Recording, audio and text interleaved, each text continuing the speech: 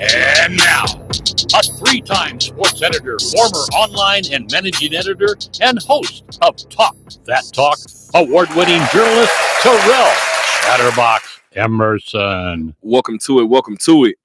It is a little after 3 o'clock on a Monday afternoon, so you guys know what time it is. It is time for Talk That Talk. I am your host, Terrell Chatterbox Emerson, and starting with apologies for not having a show on Thursday. A lot was going on, and usually on those days, the smallest thing could kind of offset the day. Things were kind of going crazy. I was like, am I leaving this Aviator game? How am I doing? How's this going to work? Whatever. I end up making it work. I get to the studio, pat my pockets. Where's my key? It was about 9:58 when I realized this isn't going to work tonight, is it? So, unfortunately, guys, our Thursday show was like a last-minute cancellation. Charge it to my heart, or charge it to my head, not my heart. My apologies, guys. So, as you guys can tell, I'm in studio with somebody. I'm looking straight ahead. And also, you might see a little something in the background. We'll get to that in a split second. But the person that's in front of me got a little hardware next to him as well. But it's nothing new for this guy that's in the building, because Justin Russo is in the building with us. Russo, what's going on with you, brother? I'm having a good time. We were just talking before we got on. It's playoff hockey. It's playoff basketball, playoff time right now, springtime. It's the best time of year. It truthfully is, man. Everything is happening all at once at this point, right? We have so much going on. And then we talk about being here in Vegas, right? If you just want to sprinkle a little bit more on top, let's go ahead and sprinkle in some WrestleMania on top, man. So I got to be honest with you, man. You came in and the first thing you noticed the belts, and you were like, did you go this weekend? like you went, right? And it actually isn't on our rundown for today for the radio show, the OD podcast. We will be getting to it a little bit. If you want to know the full rundown of what I'm going to do in terms of what we're going to talk about in terms of our WrestleMania rundown, where you can find it, you can find it on the next episode of D Hoop University, man. I approached Hoop about this concept, and I said, well, it's D Hoop University. You got a little chalkboard, and usually D is in there lecturing about something. Yep. I said, can I substitute the class? He said, this is kind of interesting. Let's get to it. Let's do something like that. So this should be interesting, but I get to sub a class with D Hoop University, so that's going to be interesting. That's where you guys can find the WrestleMania breakdown. Hoop was right about a lot. He did my pod before WrestleMania, and he was right about a decent amount. So I felt like it was only right for me to go and give the man his flowers on his platform. But again, guys, this is episode 25 of season 7 of the Talk That Talk radio show, episode 351 in totality. I'm Terrell. That's Justin. Again, guys, this show is being shot from the beautiful studio here at the Harry Reid Research and Technology Park here on Sunset, here in Las Vegas, Nevada. Russo, really quick, just in terms of WrestleMania, since we want to get started with it really quick, then we'll get to socials, we'll get to my mom's tip in, and we'll get everything started. Got a good 2 hours for you guys. To be honest with you, I didn't change this rundown at all. Yeah. From Thursday. Okay. So was going to start with the Knights Thursday. I'm starting with the Knights today. Okay. So it doesn't really change from that perspective. But you shocked me a little bit. You broke my heart a little bit when we walked in here. Broke your heart? Yeah. Just a little bit. Yeah. You said you were never into wrestling. Never. Just didn't latch onto it for whatever reason. It just never appealed to you. It's one of those things where I see so many people, like a lot of the people around here too, that love it, that adore it, that follow it religiously, and it was just never something that I latched onto. Yeah. So this is going to be even more fun as I open my phone and I see that Levi Edwards went from the Raiders as well. Shout out to Levi. But The funny thing is, right? First of all, I go by myself. Okay. Let me leave it at that. I go by myself. I end up getting my ticket on Friday. Oh, so this was last minute decision. Extremely last minute. So originally, obviously, we do what we do. I reached out to the company. I'm thinking I'm gonna cover it. I reached out before. I'm like, do I even have the right email? Like, let me make sure I'm getting in the door, right? Obviously, it's their Super Bowl. We know kind of how that can work, right? You know the NHL at the highest level. You know a lot of different leagues at the highest level. So wrestling is no different, right? So they denied the credential. I was like, okay, cool. And in the back of my mind, I was like, I kind of get to go as a fan now. So it's a rare let me go. occurrence. Right. Let me go actually in entertain this idea. I went and looked at tickets and I was like, yeah, so guess who's not going? I was like, all right, cool. So I'm not doing it. That was about 2 weeks out. Yeah. It gradually started to go down, brother. The waiting game you have to do sometimes. It gradually started to go down. And I told myself in my mind, I said, if it drops $50 more, it gets under a certain number, maybe. Because I know that the fees are going to get it back over that. Yeah. So I was like, let's see what happens. It dropped more than $50. It was about Friday night, about 9 p.m. I was like, you know what? Let's get these real quick. Yeah. Let me snag these. So went to Saturday night. Ended up going by myself. I'm sitting next to somebody who shows up with his son. Shout out to my guy Justice. And he actually mentioned it to me. He was like, yeah, man, I was into wrestling, kind of fell out of it, then had him, and he's into it. So like by default, I didn't got right back latched into it. That's cool. That is the exact story of my dad. Yeah. My dad was in love with wrestling. As he got older, was like, I'm over it. Had 2 sons and was like, you know what?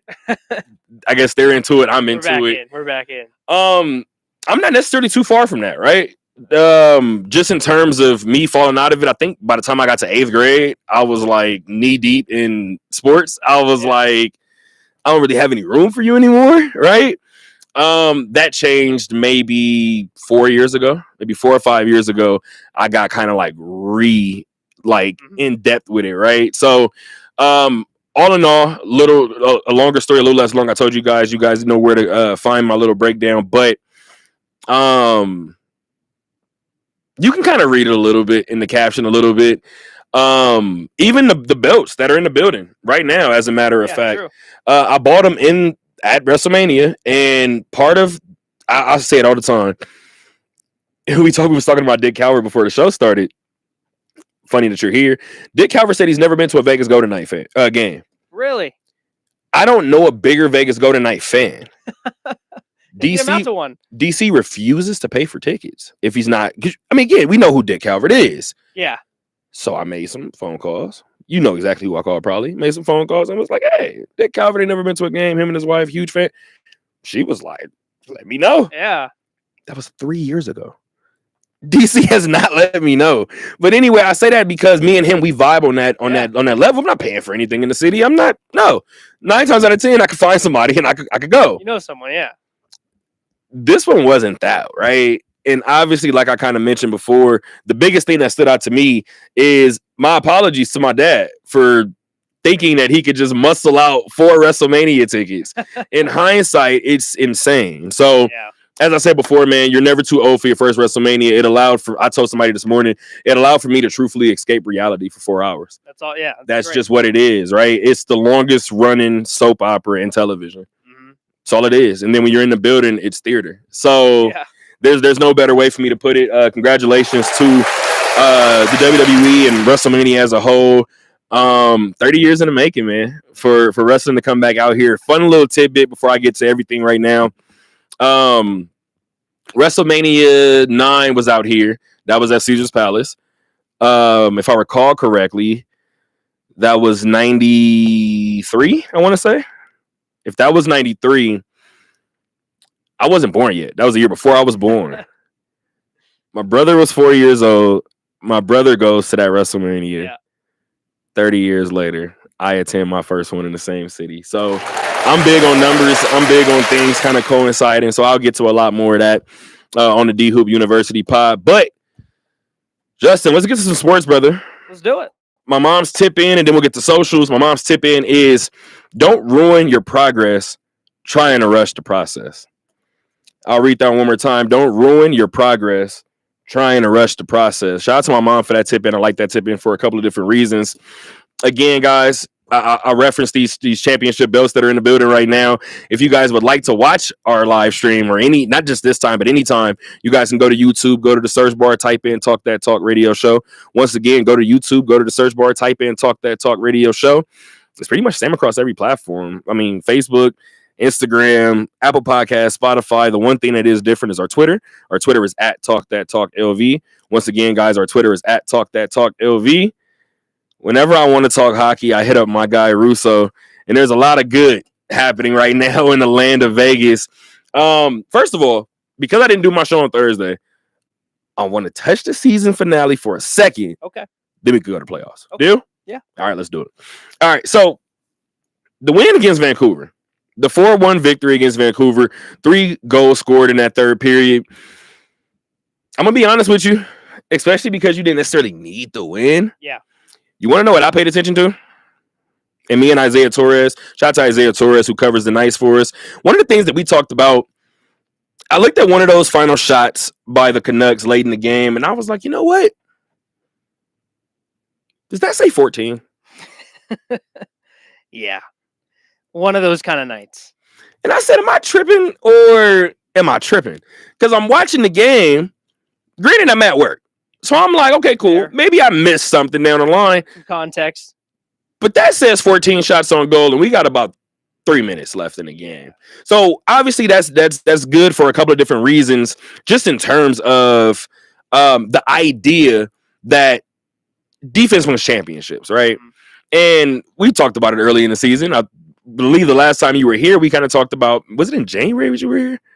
In the middle of that gross January? Maybe I feel like there was one more recent than that, but maybe around All-Star break, which wasn't February, because I had the Four Nations break. I think I stopped by for one of those. It was one of those, which wasn't far removed from that gross January, right? We were still almost in it, yeah. Right. So we were talking a little bit about defense in that moment. How big was it for this team to kind of harness that type of energy amongst that group and obviously give Akira a big win and the team a big win going into the postseason? Yeah, defensively they were excellent, which is kind of the way they wanted to play heading into the postseason. But I think overall, too, just the continuation of building their game, as Bruce Cassidy always harps on, building your game, getting better as the season goes along. And it definitely could have been a spot for them with all the players they had out, some of the guys resting, where you just punt on game 82 and you just, find a way to get to the postseason and that's it and you're fine and whatever, right? But no, they found a way to put together a strong performance. And you mentioned Akira Schmid in net too. Interesting to note over the past couple of games that it was, of course, Ilya Samsonov in Calgary, your Akira Schmid. Have I talked too much the last 24 hours? Probably. Akira Schmid against the Vancouver Canucks. And notable because Akira Schmid was the backup yesterday in game 1. So the last couple of games that last week, that resonated in Bruce Cassidy's mind. And okay, let's give Akira Schmid a shot. And I also covering the Henderson Silver all season. Akira Schmid had a tumultuous season for Henderson. It was up and down for him. Granted, first part of the year for Henderson, not great as a team. Right. He didn't get a lot of help, but it was rocky in the second half. Picked it up the last few games, got his call up to Vegas, and what do you know? He turns into a great goaltender there, and was saving a couple of games for the Vegas Golden Knights at some point where you looked at the game against Colorado and you looked to the game against Vancouver as well. He was making key stops at key times to help them get wins. So a good win for Vegas in terms of just polishing off the regular season in a positive way. And you look at some of the guys that were able to get into the game, and Jack Eichel and Alex Pietrangelo, just to kind of get a game under their belt before the postseason began. Pavel Dorofeev scores another goal. What else is new? We'll touch on the latest Pavel Dorofeev goal, I'm sure, that came last night. Absolutely. Victor Olofsson got a goal in that game as well. And just a solid performance for Vegas. And to your point about the shot totals, they didn't give a whole lot up to Vancouver. And it's a Canucks team that they struggled in their own right down the stretch and of course, missed the postseason. But just a solid win to give no doubt that they were in the right spot heading into game 1. And you kind of just talked about that right now, right?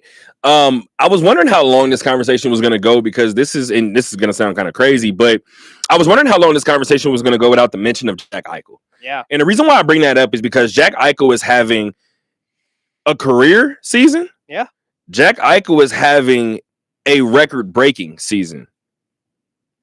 And I could name 4 different Golden Knights before I get to Jack Eichel. It's insane. And that's a credit to just the overall depth of this team and the way that they played down the stretch too, because that was something, we do our VGK Today podcast now for the playoffs. And Shout out to you guys too. Yeah, we do it. We do it every day. So last night I hopped on with Dan Duva, the voice of the Golden Knights, and we talked about Game 1. And a lot of things we talked about were just all the things that continued on from the regular season to the postseason, and all the themes that continued on that showed up in Game 1. And we didn't even get to Jack Eichel. We got to Tomas Hertl and Pavel Dorofeev and Brett Howden and the power play and the defense. And Jack Eichel played as well, and he looked pretty good, and he was getting his way back into playoff shape.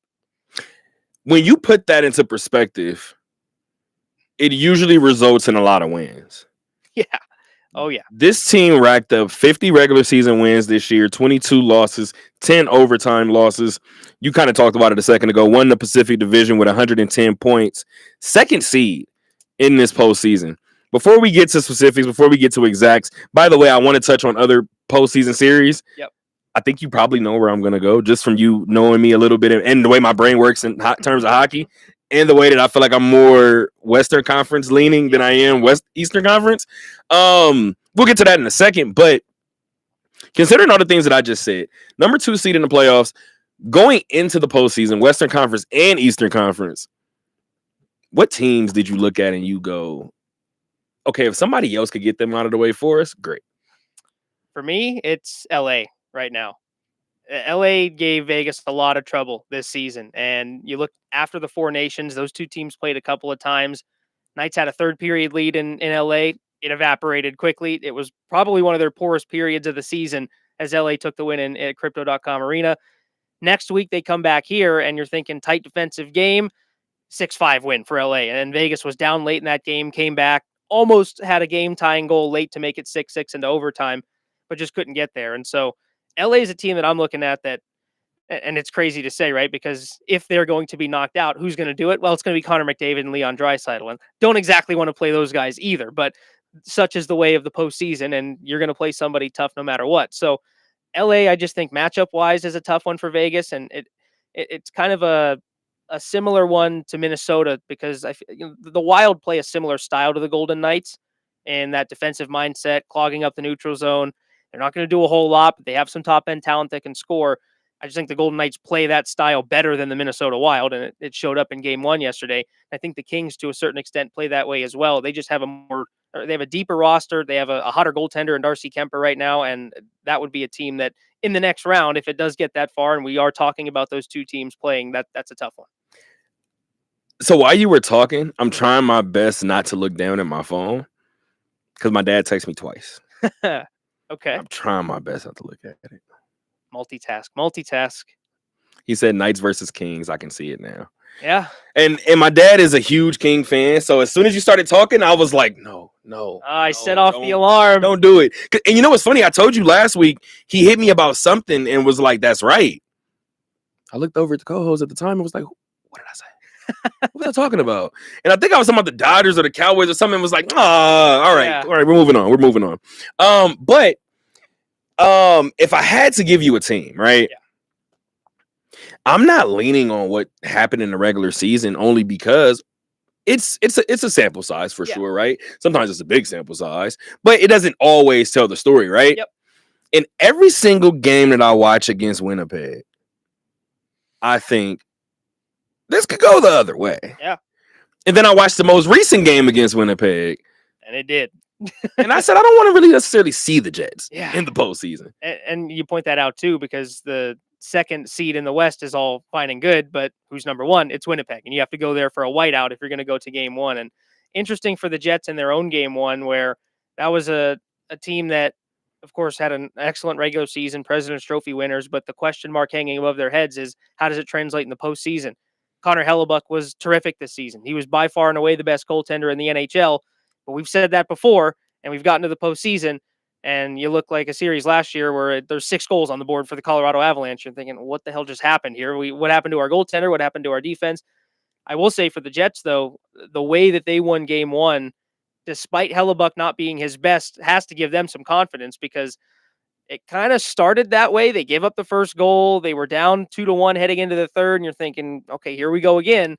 And it was the forward group. It was the offense that got going and bailed them out of that game and got them the win. So if they can get that team-wide confidence and still that again in Connor Hellebuck, they're going to look like they were in the regular season. And that is indeed a dangerous team for Vegas too that wouldn't exactly want to face either. So let's not talk about that. Let's not even focus about that. Let's focus on Minnesota and what took place in game 1 yesterday. You were in the building. Yep. A 4-2 victory for Vegas. I'm not going to lie. You know, again, the way I feel about these teams here in the city, there have been 2 teams in particular. I'll say it about the Aces. This isn't a shot at anybody. I think there might be a revenge tour on the brink. Mm-hmm. And I said I think Asia's first year of her prime was last year. Yeah. That's frightening. Take that for what it is. Take that for what it is. I think you guys pissed that lady off and she heard all of it. So whatever. We'll get to that. I've been very, very mum on the Aviators and the Knights. Yeah. And when anybody asks me why, I say because I think they can do it. Yeah. And you look, it's interesting the parallels that you draw between the Wild this year and the Knights last year, where last year the Knights stumbled into the playoffs a bit. Took them till the last game to kind of find out their seeding. They had to go on the road against Dallas, and they had a lineup that was healthy, that was there, but had not played with each other at all. And it's interesting because they won the first 2 games in Dallas, and they lose in 7, right? So it's an interesting series.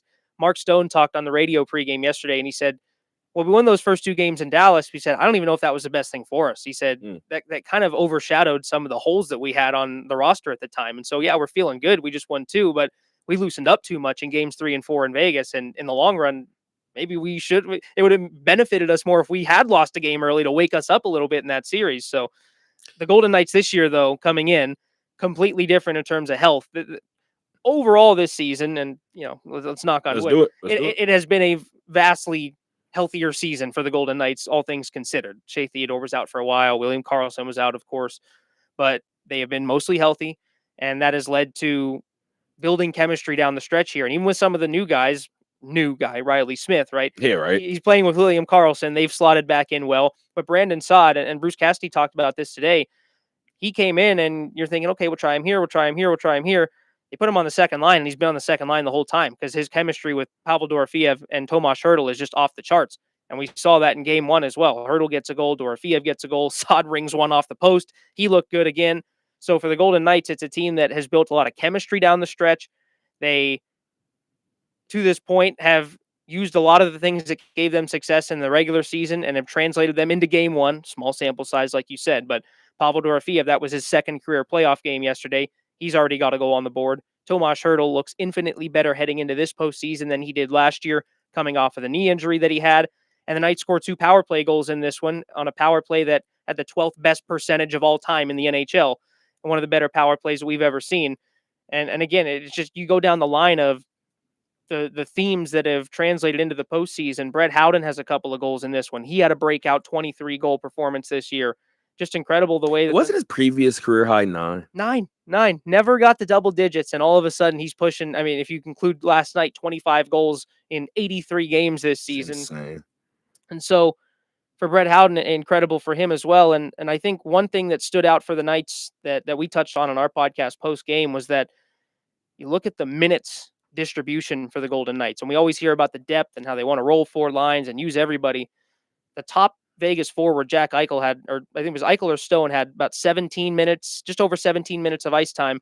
Nick Waugh had the least. He was just over 13 minutes. So it's not like you look on the Minnesota Wild side and you see a forward on their top end with close to 20, and Zach Bogosian, bottom tier defenseman, had about 9 minutes, I think, 10 minutes. The Knights are confident with throwing anyone out in any situation against any line. And I think for the Wild, you saw last night, Matt Boldy had 2 goals. Kirill Kaprizov was terrific. But do they have anything else outside of that? And if the Knights can just live with the goal or 2 that Minnesota's top line scores a game, I don't know if Minnesota has the production down in the bottom 9 or the bottom 6, especially, to keep up. And I'm happy that you said that, because as a person who, as I mentioned before, was a casual hockey fan, then became like a playoff hockey fan, and now I'm somebody who covers the Knights, right? I remember my first game, and you're talking about a guy who leads a team where he started the 4th line before. And I don't mean before as in like a one-off. Yeah. this is our thing. And I remember the first game I covered, and I hit Matt and was like, "Did I miss something?" And he was like, "No, the first couple minutes, just wait." Yeah. Like 2 minutes in, I was like, "Oh." Hit him again. The hell is this? And he was like, "Bruce is a madman." Like, Bruce wants, the skill is there. It's not going anywhere. I want to punch them in the mouth first. Yeah, the identity line that you always call it, that fourth line for the Golden Knights. And we saw to start yesterday's game was the third line. And it's ridiculous, right? You have William Karlsson on the third line as your center. By technicality, yes, he's a third line center. He is on 31 other teams, a top six winger, and probably a first line center on a lot of teams in the NHL because he's so good. But I think what's good about Williams' game and his line on the third line too is that they've kind of taken that approach of being a shutdown line and playing defense first and not caring too much about some of the points that they get. If you recall, when they won the cup, they played Edmonton in the second round. William Karlsson was basically Connor McDavid's shadow for that whole series. He was, you go out there, you do your best on 97, and we'll take care of the rest. And that's the formula that the Golden Knights used to win that series. So when you have a line like that can go out there defensively and take on the task of Minnesota's top line, especially at home, when you get the last change, you can dictate some of the matchups. It's so helpful because let's just trot on Jack Eichel and Mark Stone. They're going to score a goal for us. Or the two guys in Hertl and Dorofeev that almost had 7 combined goals this season. They'll find a way to get one. And Dorofeev doesn't shock you, does he? Doesn't shock me that he just performed well yesterday or this season overall. You could speak to either, but I remember I was at work one day, right? Didn't shock me, no. Okay, so we'll get to your analysis of it all, and I'll be completely honest with you. We're supposed to stop talking hockey and maybe a minute and a half ago, and I don't really want to. So we're gonna see really quick. But I was at work and I was doing something, and I looked up, and the screen said most goals by guys under the age of 25 this season. Forgot who number 1 was, but Dorofeev's was 2. Yeah. And it was like, that's this. And I was sitting there and I was like, no one talking about this on more of like a national level. He's beloved here in Vegas. Why is that not more of a bigger national story? It's incredible too, because when he first came up, right, he was with the Silver Knights for a few seasons, came up the year they won the cup in limited time, and all he did was score goals in his limited time. You're thinking, oh, this guy knows how to translate the game, but 10, 15 games, whatever, maybe stack team, maybe, beginner's luck, right? Who knows? But it was still a strong performance there.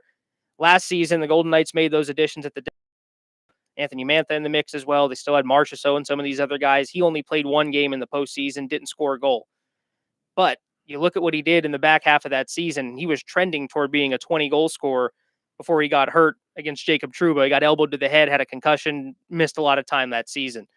And then this year, I mean, just from the get-go, I think there was one lull of about 10 games in December or January, any goals or had 1 goal. And ever since then, he's just the most consistent goal scorer on this team. And 35 goals in the regular season.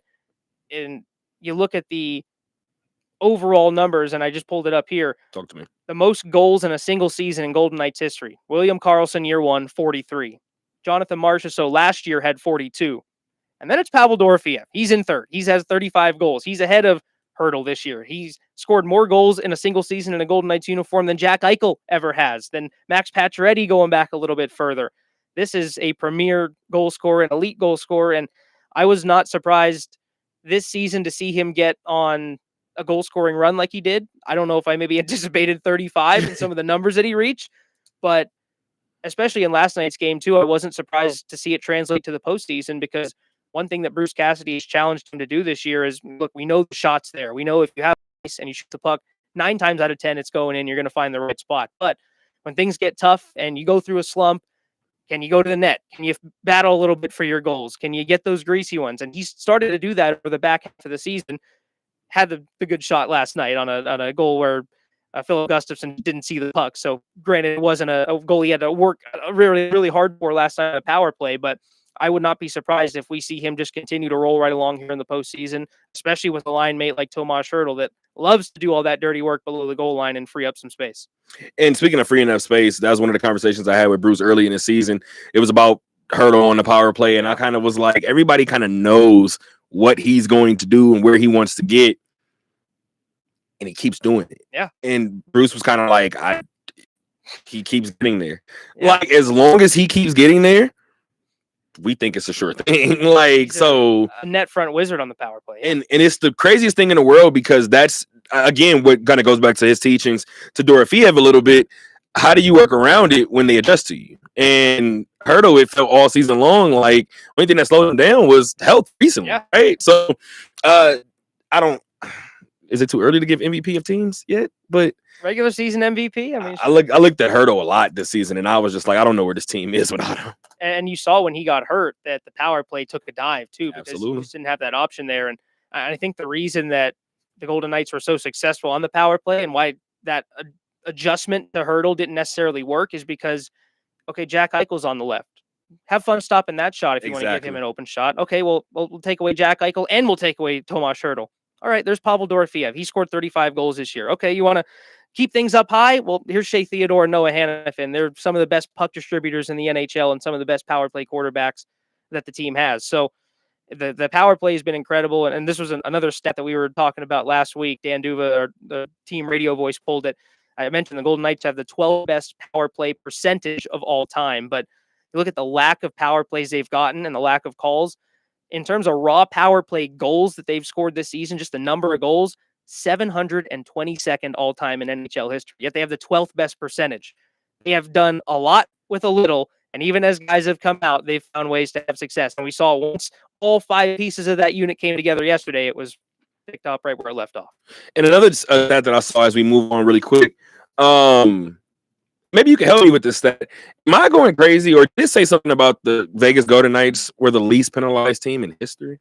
That is correct. Yeah. So, and interesting. That's got to rub off on the Raiders, right?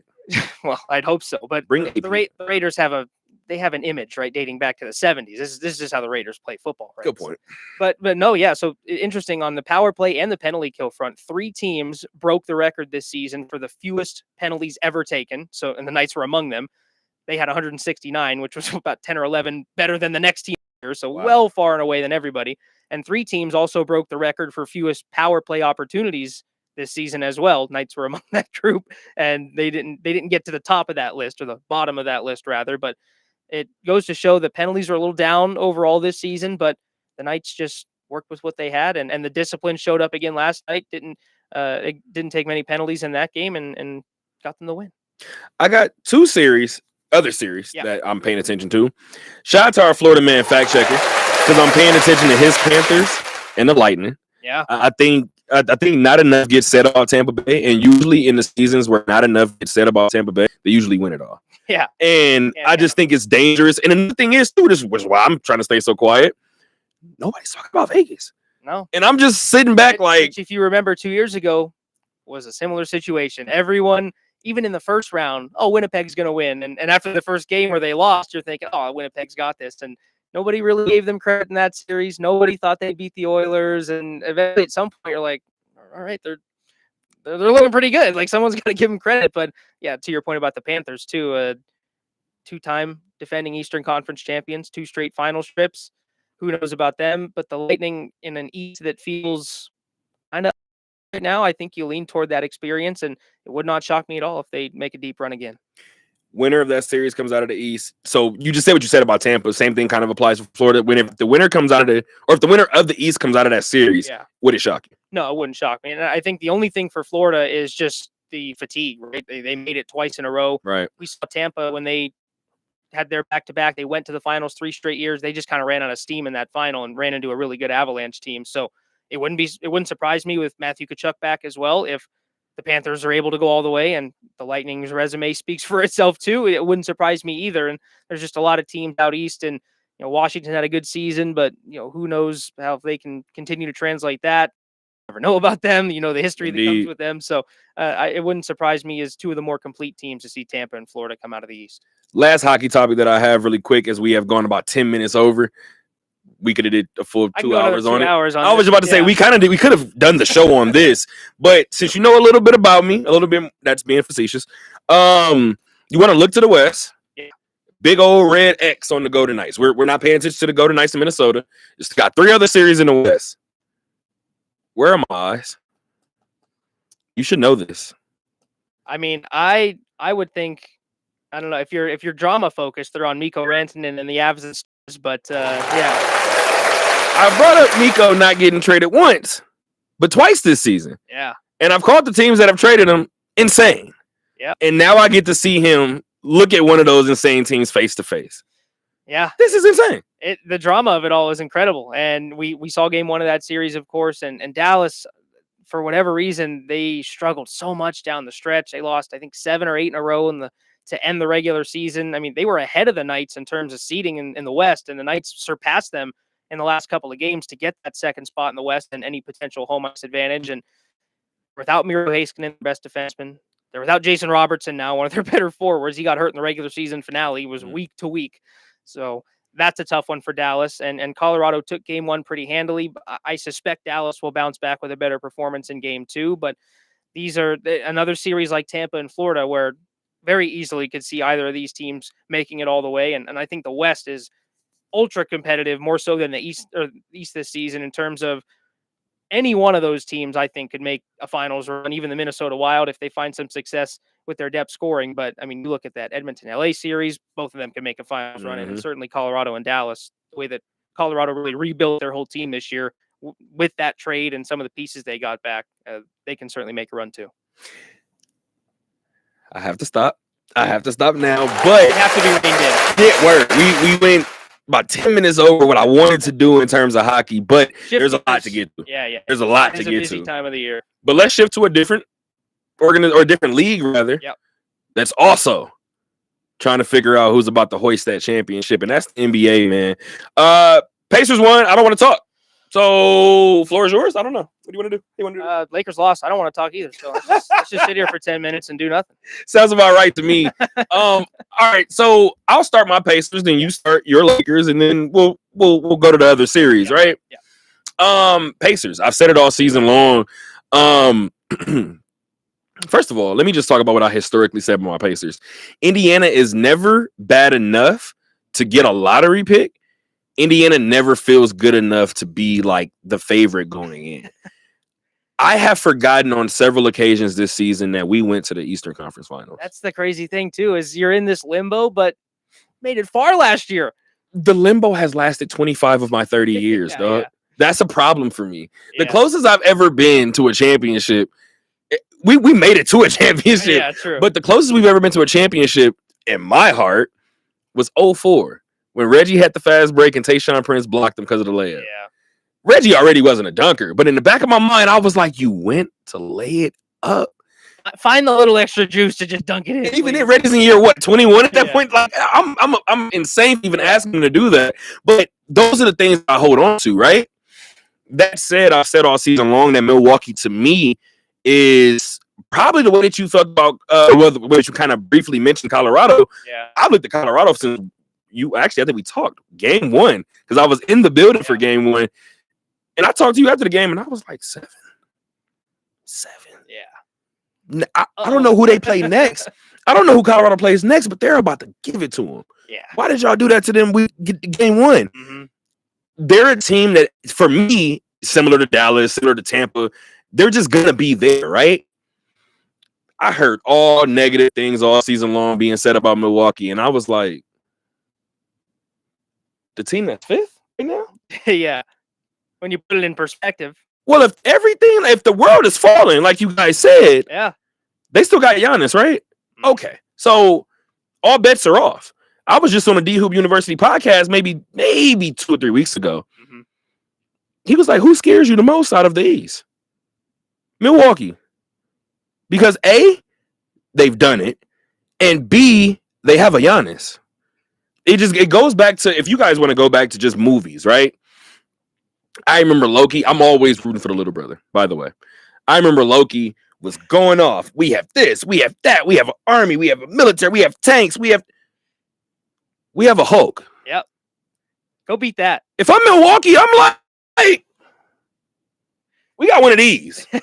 Anybody else got one of these? No? Yeah. I'm going to take my chances. With that being said, I love Tyrese Halliburton's energy. At some point in his career, and I love him, especially the fact that he's a Pacer, that energy that he gives out is going to bite him. And one thing that I recall, I'm trying to remember because it was last year during the in-season tournament when he made a shot against Milwaukee or something, and he pointed at his wrist. And Dame was like, that may like prove to be a downfall because you got to know when your time is up too. Yeah.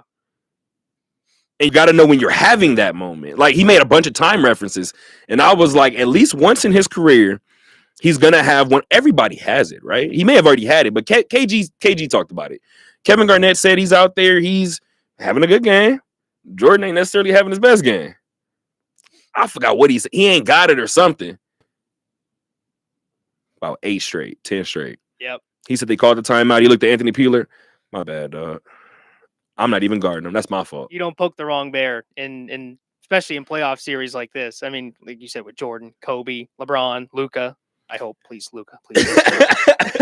So I'm sitting here watching him go at Dame, and I'm like, that's not a man to piss off. Yeah. But he's in street clothes. Yeah.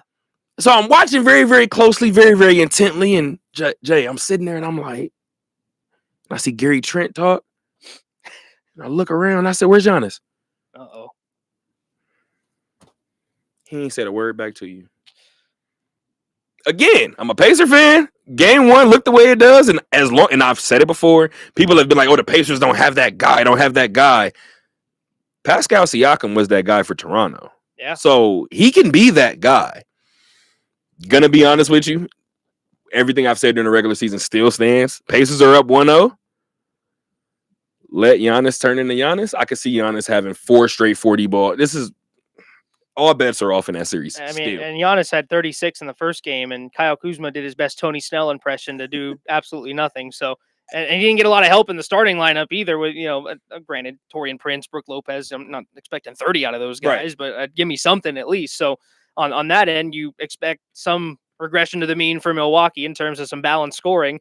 But to your Pacers as well, I mean, it's not like Tyrese had an explosive game by any means. He had 10, so you expect him to go off a little bit more and get back to his averages as well. Yeah, I mean, again, like I said before, we'll see what happens.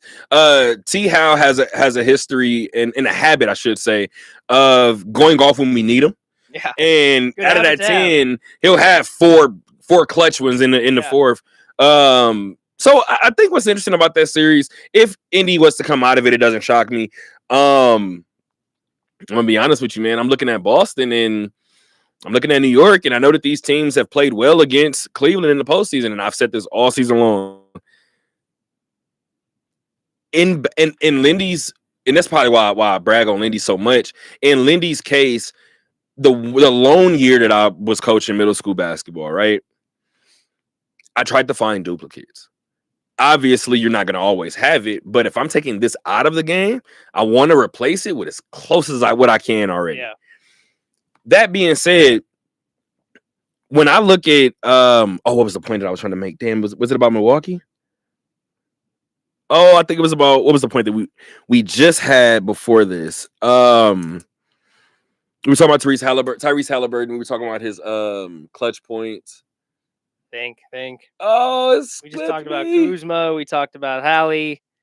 It's gonna come back, and it's probably gonna come back in the middle of this next series. But it will come back to me because I'm talking about being like interchangeable, right? Yeah. Because I know I use Lindy as a reference point. Do you want to get to your Lakers now, or do you want to go through the rest of the East first? We can go through the rest of the East first, which is even better because I did just figure out the point. There you go. Going back to having like duplicates, right? The pick and roll at the top of the key with give me one of the lead guards from Cleveland. Anyone. Donovan Mitchell. So let's go ahead and do the pick and roll with Jared Allen at the top of the key. When he passes out of that pick and roll and Jared Allen has the ball and Jared Allen is obviously diving to the basket, I watched it all season long and I said, somebody's got to figure out how to stop this.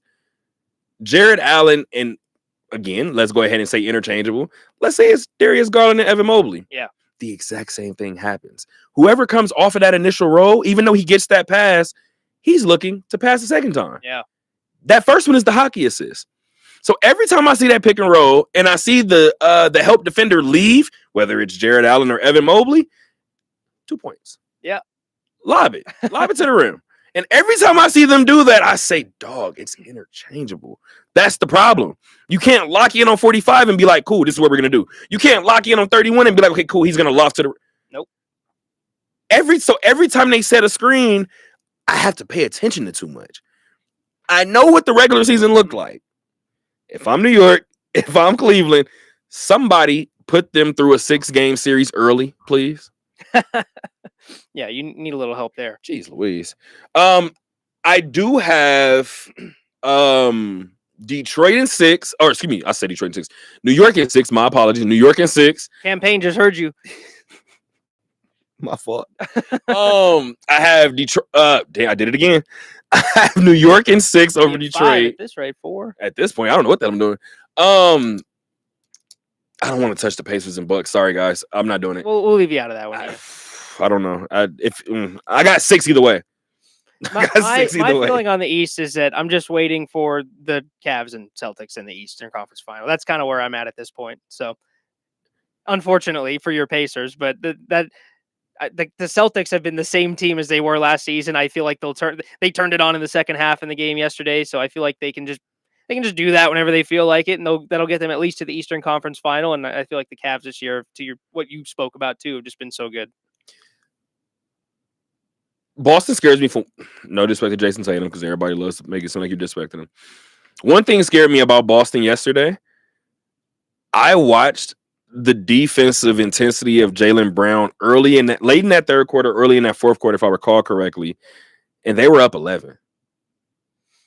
Unrelenting. And I said, that is the reason why when they were talking about if you split them, where do you go years ago, I said, if you're going to do it, I let go of the better player. I know I sound nuts. I let Jason Tatum walk. Yeah. Because I think Jaylen has something you can't teach. Yeah. I didn't think Jaylen would be a number 3 overall pick. I've admitted I'm wrong about that. Jaylen's like the ultimate glue guy who also is a superstar. How often do you find? You want to name one? Damn. I started to say, yeah. I started to say Eichel, but even then, like, Stone is the glue guy. So yeah, if you're going multi-sport, yeah, I don't even know. But it's insane where if you just look at the way he plays on the court. I don't know. If you looked at 2 possessions of Jaylen Brown and you had no idea who he was, you recognize what he meant to that team. And then I also told you, oh yeah, he can drop 40 on your head whenever he wants, and he's amazing. Like, we'll go Connor McDavid. Yeah, that could be one.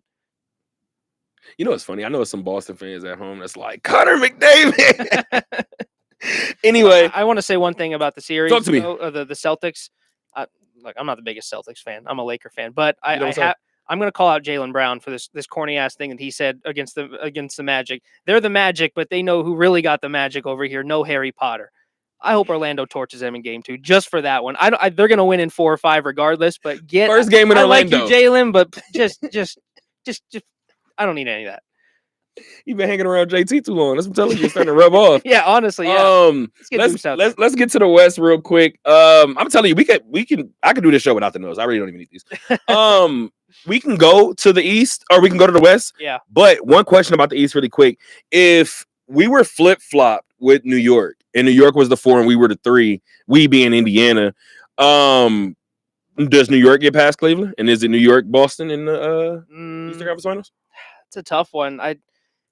I still feel like Cleveland prevails. I mean, New York too. And when you look at their season series against Boston as one of those kind of season samples that you want to take, right. Like you look on paper for New York and everything should check out, but it's like they just found ways to lose against the Celtics every single time they played. It was in overtime. They're up by 20. They're down by 20. It's like I don't understand how they couldn't snag one game out of Boston there, but they outside, you have Jalen Brunson, you have OG, but Mikhail kind of goes quiet sometimes in the fourth as a scorer when you need him. And obviously he's there for his defense though, but it just seems like one of those teams on paper that hasn't really lived up to the potential I thought they would have so far this season, which is, they're a 3 seed. It's not like they're bad by any means. Right. In terms of competing with the top 2 where you want to get to, I don't know if they quite have that. Well, let's talk a little bit about your Lakers. Yeah. Ooh, can't wait. Well, I'll start off. Yeah, it was Anthony Edwards is a big time playoff performer, and y'all gonna learn that. It's similar to Donovan Mitchell. Like it's gonna be freaky. Like it's gonna be freaky good when it's all done. Him, Trae Young, Donovan Mitchell. I think that's where we're at right now. Okay, we'll leave it at that for now. But look, coming into the series, I would have been perfectly fine if Ant dropped 35-40 a game and you let him do his thing and you shut down Naz Reid and Jaden McDaniels and all these other guys. But that was a complete opposite of what happened in game 1. The Lakers, it was 28-21, and then you blink and they're down by, I think, 11 at halftime. It ended up being, and it ballooned to almost 30 at one point, and the game was over before it even started, it felt like. And the Lakers defense was just awful in that game in terms of the way they defended the three. I mean, look, the T-Wolves shot 50% from three. I don't expect them to do that every game, but when you give them the amount of open looks that they get, I might expect them to do that every game. Like Naz Reid can knock them down, Jaden can knock them down, Dante can these guys can get their looks and they can knock them down. So when you have all those open threes, you have 2 or 3 straight possessions where Naz is getting his, and then you give it to Anthony Edwards and he hasn't done anything in 5 minutes. Well, yeah, now he's going to get his 10 in a row or his 8 in a row, and he's going to go off. So I would like to think the Lakers can at least defend the three a little better and get back into the series tomorrow night. But kind of like what Jaden McDaniels said too, he's like, I mean, if they don't have Jackson Hayes out there, then I'm just going to do whatever I want. And that was a problem for the Lakers. We knew they tried to get Mark Williams. A trade fell through, obviously, but that would have been a big difference. Yeah, I mean, just in terms of a rim protector too, just to have a big body out there. So they can go small and they can try to play that small ball against Minnesota. But yeah, I mean, I don't know what Naz Reid ended up with in the 23. Game. 23. So that's exactly. It's the 6 of 9 from 3 that I'm sure is like sticking. Yeah. I mean, I was at the Silver Knights game at the time, and I had the Laker game on my phone, and it felt like I was at WrestleMania looking. Every time I peeked down was a Timberwolf shooting a 3 and a Timberwolf making a 3. I was like, are they going to miss? Please, for the love of God, miss a shot. And I think for the Lakers too, Luka had his patented first quarter start. He looked great. But when he came out in the second quarter, LeBron and Austin were choppy. They couldn't get a lot going. LeBron's first half overall wasn't that great until the final few minutes of the second quarter. And it was just would I have been surprised if the Lakers lost game 1? No, not at all. I mean, Timberwolves are a great team. Obviously, we know what they did to Denver last year and what they did in the postseason. But the way they lost the game and just how they broke Phoenix. Yeah, exactly. Just how disengaged they look overall defensively. Like, I thought the Lakers would have some more answers, at least in the second half or the second quarter, when Minnesota started making all those shots to combat that a little bit, and they just didn't. And even you start the third quarter and they go on another run to further extend the lead when the Lakers are looking to get back in it. So Ant's the guy you have to watch out for as the superstar, but when the Lakers aren't defending the three, it's the 23 from Naz and the 20 from Jaden that add up pretty quickly, and all of a sudden you're down 30 because Ant's going to do what he normally does and he's going to get his. And you kind of just talked about it, right? But for one split second, who was I speaking to? I'm trying to see if I was speaking to somebody, if I heard it on the broadcast. But I think I had a conversation with somebody, and they was basically saying, like, during the postseason, you need guys to get their average. Yeah. If they get their average, anything additional is the win. Yeah. So you're probably going to look for that additional from your superstars. Like, you average 25, I'm going to need 29. I'm going to need 30 today. Whatever the case may be, going back to your Jaden McDaniels point, I wanted to just see something really quick. He doubled his season average. He averaged 12.2, I think, coming in. Yeah. Gave you guys 25 in that first game. Yeah, so it's just those role guys. They're starters, but no, but Jaden plays a role. But outside of the non-superstars that you were kind of talking about, when those guys get going, that's what kills you. And the Lakers didn't have that. Rui didn't have a good game. DFS and Gabe didn't really take that many threes overall. They didn't get many good looks. And like I said, how Austin and LeBron struggled without Luka on the court. It was tough. And we can add Luka to that playoff list too. Luka's gonna, if not already one of those, you guys. Yeah. We saw the ant gesture over to Luka. I need a response from Luka. The ball is literally in your court now, Luka. I need something more than the 37 or 36 you had game 1 already. One thing I will get rid of really quick before we just get rid of the entire topic. The Lakers, scratch the Lakers. The notion is that LeBron's a liar, right? And I know it's the truth. And I noticed commercial about it recently with the book and everything. Yeah, indeed, right? He's leaning into it. Yeah. The funny thing is, he had this running about him. Not that, but he had this particular thing running about him before, like, the liar notion started, right? He would always lose game 1s. Yeah. And as a Pacer fan, trust me, I remember. He would always lose game 1s. I to the point to where we would win game 1 and I wouldn't even get excited anymore. If we don't go up 2-0, like, this was in his plan. 3-0 against LeBron back. This was in his plan. Conference days, yeah. Somewhere down the line, he scripted this. He knew he wanted this to happen. Anytime LeBron James loses a game 1, I shrug super hard. It doesn't matter. When LeBron came out in his first years in Miami and said, well, game one, I'm really just taking intel. Teams don't play the same way that they play during the regular season. I just want to see what they do. A lot of people was like, oh, he's full of shit.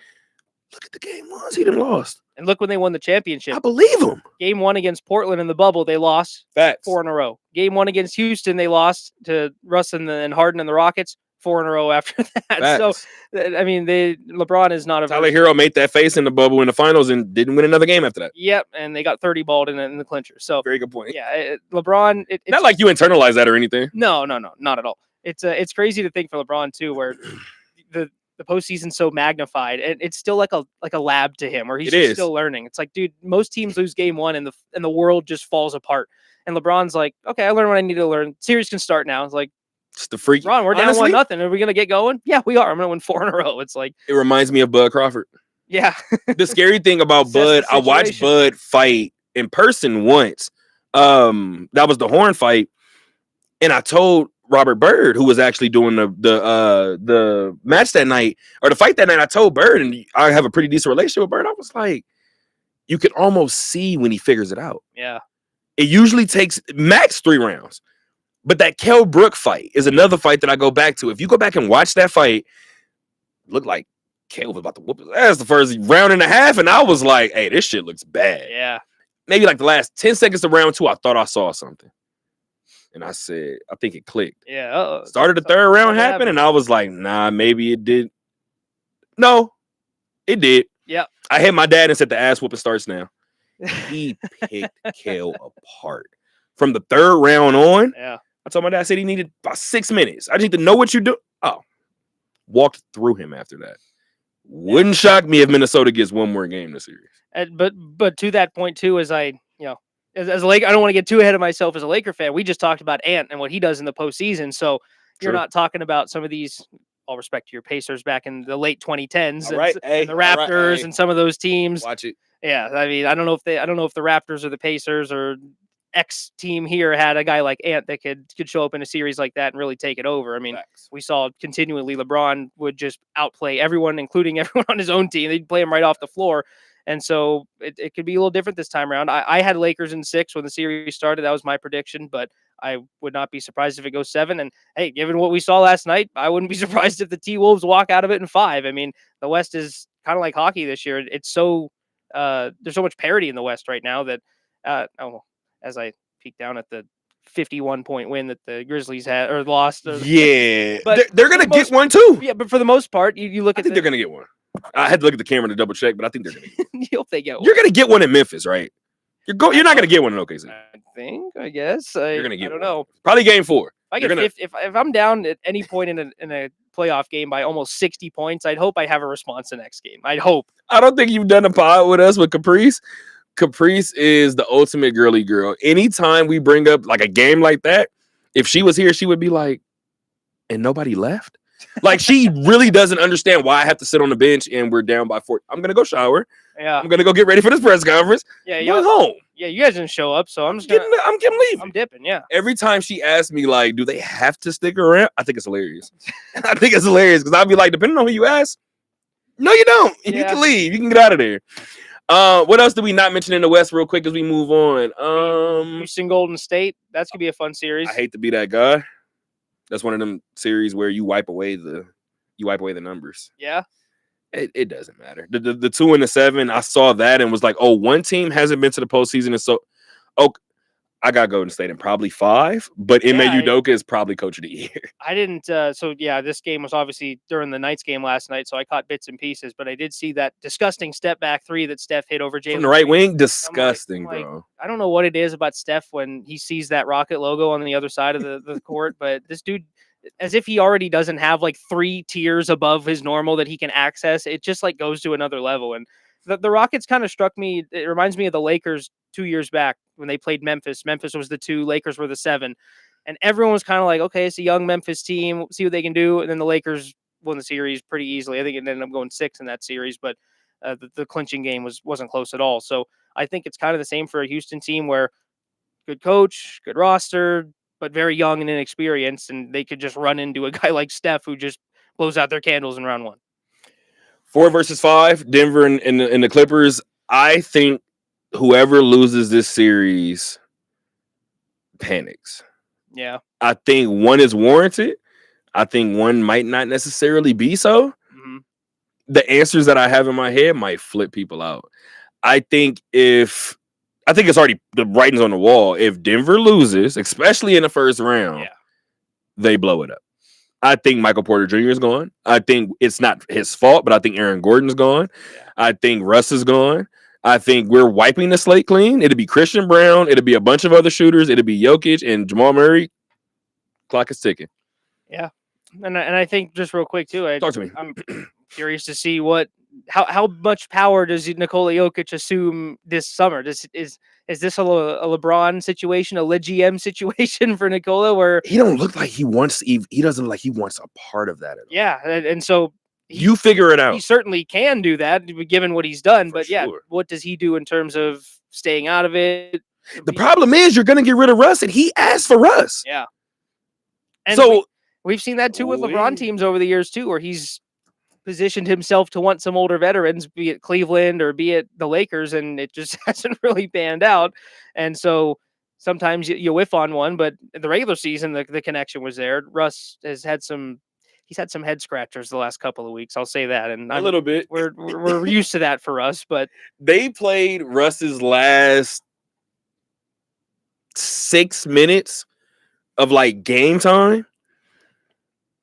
And I forgot which music they put over it, but they was like, it was almost like whimsical music. Yeah. But the funny part about it was a good play here. It was a bad play there. It was two good plays. It was a bad play. It was a good play. It was two bad plays. And I was just like, you want somebody that goes out there and plays their ass off. And that's what Russ does. It's about 50-50 now. Russ is it bad to say he's turning into, it's gonna sound crazy. Remember when Javi Baez was all world? Yeah. And then Javi hit like 176, and I came in here and defended Javi to no end. And then the next year he hit like 150, and I was like, and then did it again. Yeah. I think Javi's out of the league now, or at least in minor league. I couldn't defend it. Russ has always given you a bonehead play here, a bonehead play there. It's about the ratio is about 1-1 at this point. Yeah, and I think that's for Russ. That's been the struggle the past little bit, is like accepting that new role where he'll accept it for a little bit, and then he scores 30, and you're like, okay, well, Russ can still do it. Exactly. And then he goes like 2 of 10, and he has 8 points in a game, and we're back. So I think for us, it's finding that balance he just hasn't been able to find. I mean, there were times where he'd be on the Lakers and they go to overtime, and it's the hard fought game. LeBron makes a shot, sends it to overtime. First 4 shots are Russ, and he scores 1, and 1 goes off the backboard. And you're like, okay, Russ, like, let's defer a little bit here. Understand when it's not going your way. And if the Lord could only give me the confidence that Russ had on that last shot where he saw Nikola Jokic, the defending MVP, standing 5 feet away from him and decided to try to get a shot up, then I would be in a much different spot, I guess. But that's Russ, though. That's the experience you sign up for. You sign up for him to not pass it to Jokic for the final shot and to not get a shot off. Russ is somebody I will still defend to no end, bruh. Russ is one of those people because I've been around so many players that won't. Like, effort is a skill. Yeah. You don't have to be the most talented. Like, some players will tell you, I made it in the league because you wasn't finna outwork me. I wasn't the best shooter. I wasn't this. I wasn't that. It's almost like a toxic on-court work ethic for us. It is, bro. You see some dudes in the playoffs, you're like, what is going, like, try, man. Go on defense and do something. Russ is always out there doing whatever, but it's just too much sometimes. And especially offensively, it's like, defer a little bit. Going back to the Tyrese Halliburton point, sometimes you see Russ going at somebody, and you let's just say you check into the game third quarter. See Russ going at somebody. Oh, hey, he letting the Nets have it. Yeah. Russ 2 of 11. You wouldn't know. You wouldn't know. You wouldn't know. Russ in his mind is like, I'm gonna go. You can't stop talking to me. You got one of these. You got one of these 75 jackets. Leave me alone. We say let it live in the past, and Russ deletes everything that happened on the previous possession to a fault sometimes, or it's like, I didn't need you to chuck up that 30-footer on the last possession, and I don't need it on this possession, Russ. So, like, let's just please. Russ is legendary. Really quick before you move on, we're into the second hour of your Monday episode of the Talk That Talk radio show. I'm Terrell. That's Justin. I'm gonna be really childish for a split second. Okay. Because I came in here and I said, Ja, you got to understand that league is privately owned. They don't have to let you in. That means they can kick you out whenever they want. Last time I checked, Tyreek Evans could hope. Tyreek Evans couldn't put down the blunt. Yeah. They don't even test for weed anymore. Tyreek Evans isn't back in the league. It just is Josh what Gordon. it is. Josh Gordon is another one, right? We could run down the list. I said, yes, there are other players in the league doing gunshot celebrations, doing gun hand. You can't do it. They've seen you on socials with it. That said, I think I know that grenade celebration, hard. Bro, Hard. Now, unless you're gonna be stupid and go online and turn into Elmer Fudd and start blowing stuff up, I like it.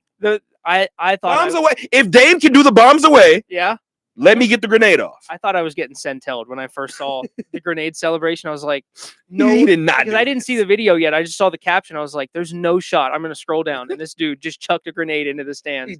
And he did. And I'm like, you know what? That is objectively hilarious. And to your point, you should understand if more shit's coming your way for a fine or it's just like, maybe, I don't know what's next. I hope, I've seen all the jokes online. Like, does he mock driving a tank onto the court next? Like, I mean, how far do we go? Are we dropping nuclear bombs next time? Maybe 3. It's a little. The gun, to your point, is accessible for him because we've seen it. He doesn't have a grenade on. I hope. Hopefully not. Please, I don't know the inner workings of Josh. I'm gonna go on record and say Ja Morant bet not have no damn grenades in his house. If Josh shows up on the strip in the summer at that military experience down there and he's driving a tank, I'm gonna be real pissed off. Oh my gosh, bro. And again, you kind of just said it, right? Sometimes players ask for things. Yeah. I said this before. When DK Metcalf had the pacifier mouthpiece, I said that's hard. Yeah. This can work one of two ways. You better ball. And then he started to complain a lot. Yeah. And I was like, that pacifier don't look good now. Yeah. It can work one of two ways. I think the celebration is dope. I grew up in an era where sports, I liked the again, going back to the gun hand type motion celebrations, it does it similarly and has never been seen with it. It's not a problem for most people. And that's the issue, John. Like I said before, I said it when I was ranting before. I never once said it was fair.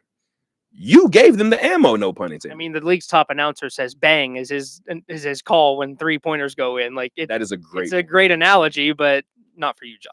Leave it alone a little bit. That's a great point. Speaking of, man, I wasn't able to come in here on Thursday and talk to you guys about the WNBA draft, but we got some stuff, some new toys here in Vegas, man. I'm excited. I've been watching highlights nonstop since the draft happened because you know what? Let me do this. I'm a Pacer fan, so I'm gonna give you top 5 favorite players for me, right? No particular order. Reggie Miller, Hakeem Olajuwon, Penny Hardaway, Paul Pierce. And I'm just talking favorite players. JR is probably a little further down the list because I can't think of anybody. I'm going to give you J.R. Smith. 3 of those 5 people I consider marksmen from deep. Yeah. I have always been a bigger guy, but I felt like I've always had a shot. Mm-hmm. So my brother growing up was like, I'm going to put you in the corner. He started having me watch Paul Pierce videos and was like, he's slow as shit, but he gets to his spot. Mm-hmm. And I was like, you know what? Let me start watching it. Let me start watching how I get to my spot. I was watching the highlights of both Aaliyah Nye and Harmony Turner. And I want to talk Aaliyah Nye first because I want to go back and do some more research on her on the defensive end. Because everything I watched was the offensive end. Dog, I watched the 9-minute highlight tape. Mm-hmm. She bounced the ball twice. Good sign. Whole lot of nylon. Yeah. Whole lot of made buckets. And then I watch Harmony Turner. And the first highlight that pops up for me is her record-breaking game for Harvard. And I watched those highlights. And I believe the girl had 14 in the first quarter. I said, oh. So that's a microwave. I see a lot of Courtney Williams there. Yeah. Courtney Williams was just the starting point guard for a championship contending team. Probably should have been championship winning team. And I said, you're adding this to the Aces? And I think that's for a team in for a team in Vegas that has all this star power that even with Kelsey Plum gone, you still have Jewel Lloyd, of course. Exactly. What a downgrade, right? People keep making this, you can call it no that. shot at Kelsey, but people keep making it seem like Vegas just let her walk. You got Jewel. Yeah, a lateral move at the very least, right? You're talking about 2 star players in this league, but when you have her, you have Asia. Jackie Young's going to take on an even bigger role. You figure this year offensively with Kelsey Plum out the mix. Chelsea Gray is still Chelsea. Yeah, yeah. She said this is the best she's felt in 2 years. And that's the crazy thing when you talk about the Aces too. Like we were talking about with the Knights. Like I just mentioned 3 people. I didn't even get to Chelsea Gray. Like it's crazy. It's insane. But to your point about some of the draft picks, and admittedly, I'm not as well informed about the specifics of their play, but in terms of what they're looking for in the draft, right? I give you about 6 weeks. If you're talking about a role player that can shoot threes at a high clip, that'll work for me. And if you're talking about someone that can come off the bench and give me 6 straight quick, that'll work for me. Like that's what you want in the draft. And obviously with the Aces and where they're picking, they're not picking near the top given their success over the past few years. But I think finding and picking those spots is something they've done well. And Kate Martin was another one, even though she got picked in the expansion draft. So if you can kind of fill that role, I think that's a good move to make. No, I'm absolutely with you. And one name that I've said over the last couple of years, just in terms of just hoops in general, and I'm not gonna lie, you said it a second ago. You said you had to double check something. The headline, I think it was the Ja headline. I had to double check something too, because I'm gonna be honest with you, bro. Sometimes you look at the roster sometime and you go, that's not what that says. And then sometimes you see certain things and you go, the rich get richer, right? Yeah. Every time, the last 2 years, every time somebody brings up somebody from the Aces draft class, I say respectfully, do we have a spot for them? Yeah, it's because we're about 7 deep, 8 deep right now.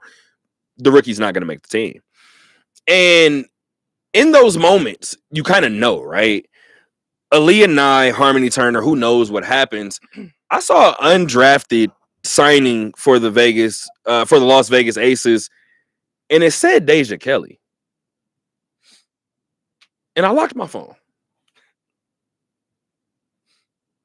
And I unlocked my phone.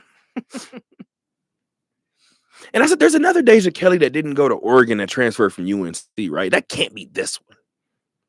And I went and looked. And I said, the scary part is I don't think we have a spot for her. Yeah. But that's who they're inviting to training camp. That revenge tour that I was saying, May 2nd is the first preseason game. We may be pretty close to that revenge tour. Yeah. Kind of getting a ticket. That's the thing that's so cool about the WNBA. And you want to see expansion, of course. Golden State being in the league is fun. But at this iteration of it with so few teams, it is so easy to reload and to get right back into the mix, even for a good team like Las Vegas or a team like I'm happy you said that too. You add a Caitlin Clark, and all of a sudden, you look at Indiana and they're good, and Paige Beckers, we'll see what she can do in Dallas to reignite them a little bit, and even Chicago with some of the big names they had with Angel Reese and Cardoso, now Haley Van Lith. Like you can always reload in the WNBA and always field a pretty competitive team, and it's exciting for even some teams that you look at that aren't maybe near the top or competing for the playoffs. It's typically, okay, well, they just drafted like 3 young players and they're going to be on the come up. Like that's what we saw with the Aces, right? It took them time to build up that core, and then they got back to back out of it. And you already did one of my jobs already. You brought up Haley Van Lith, right? Yeah. Going to Chicago. And again, I'm gonna say a couple of these other ones, but Anissa Morrow also goes to Connecticut, right? And Connecticut is a team that essentially like they were selling all off season, right? And now you get a piece like in Anissa where depending on what she converts into, what she turns into, you have another anchor down low now. So, and then you follow that up obviously with Sanaya Rivers as well. Daryl Harris, who I'm about to mention in a second as well, mentioned Dominique Malonga on that pod that I was on before. Yep. She goes to Seattle obviously too. What other things kind of like stand out to me? Atlanta picking up Tahina Pau Pau. Where else? Chicago also got Kula Lobby. Yeah, but those are kind of just some of the names that kind of stand out. Obviously, I mentioned Harmony Turner as well. Yep. But Daryl came in here. I believe it was on this. I think it was on this show, and he came in here and he had some numbers for us. He said, "Do you know that there's an average of?" I think he said 2 number 1 overall picks on every WNBA team. There's an average of 4 McDonald's All-Americans. There's an average of like 6 like all-conference play. Whenever he went through it, he was just like, we talk a lot about the NBA, and it's no shot at the NBA by no means, but just in terms of high-end talent, yeah, there's 12 teams. I think it's 13 now, but there's 12 teams. Was 12 teams that their top 6 were the best player on their college team. Yeah. Their top 6.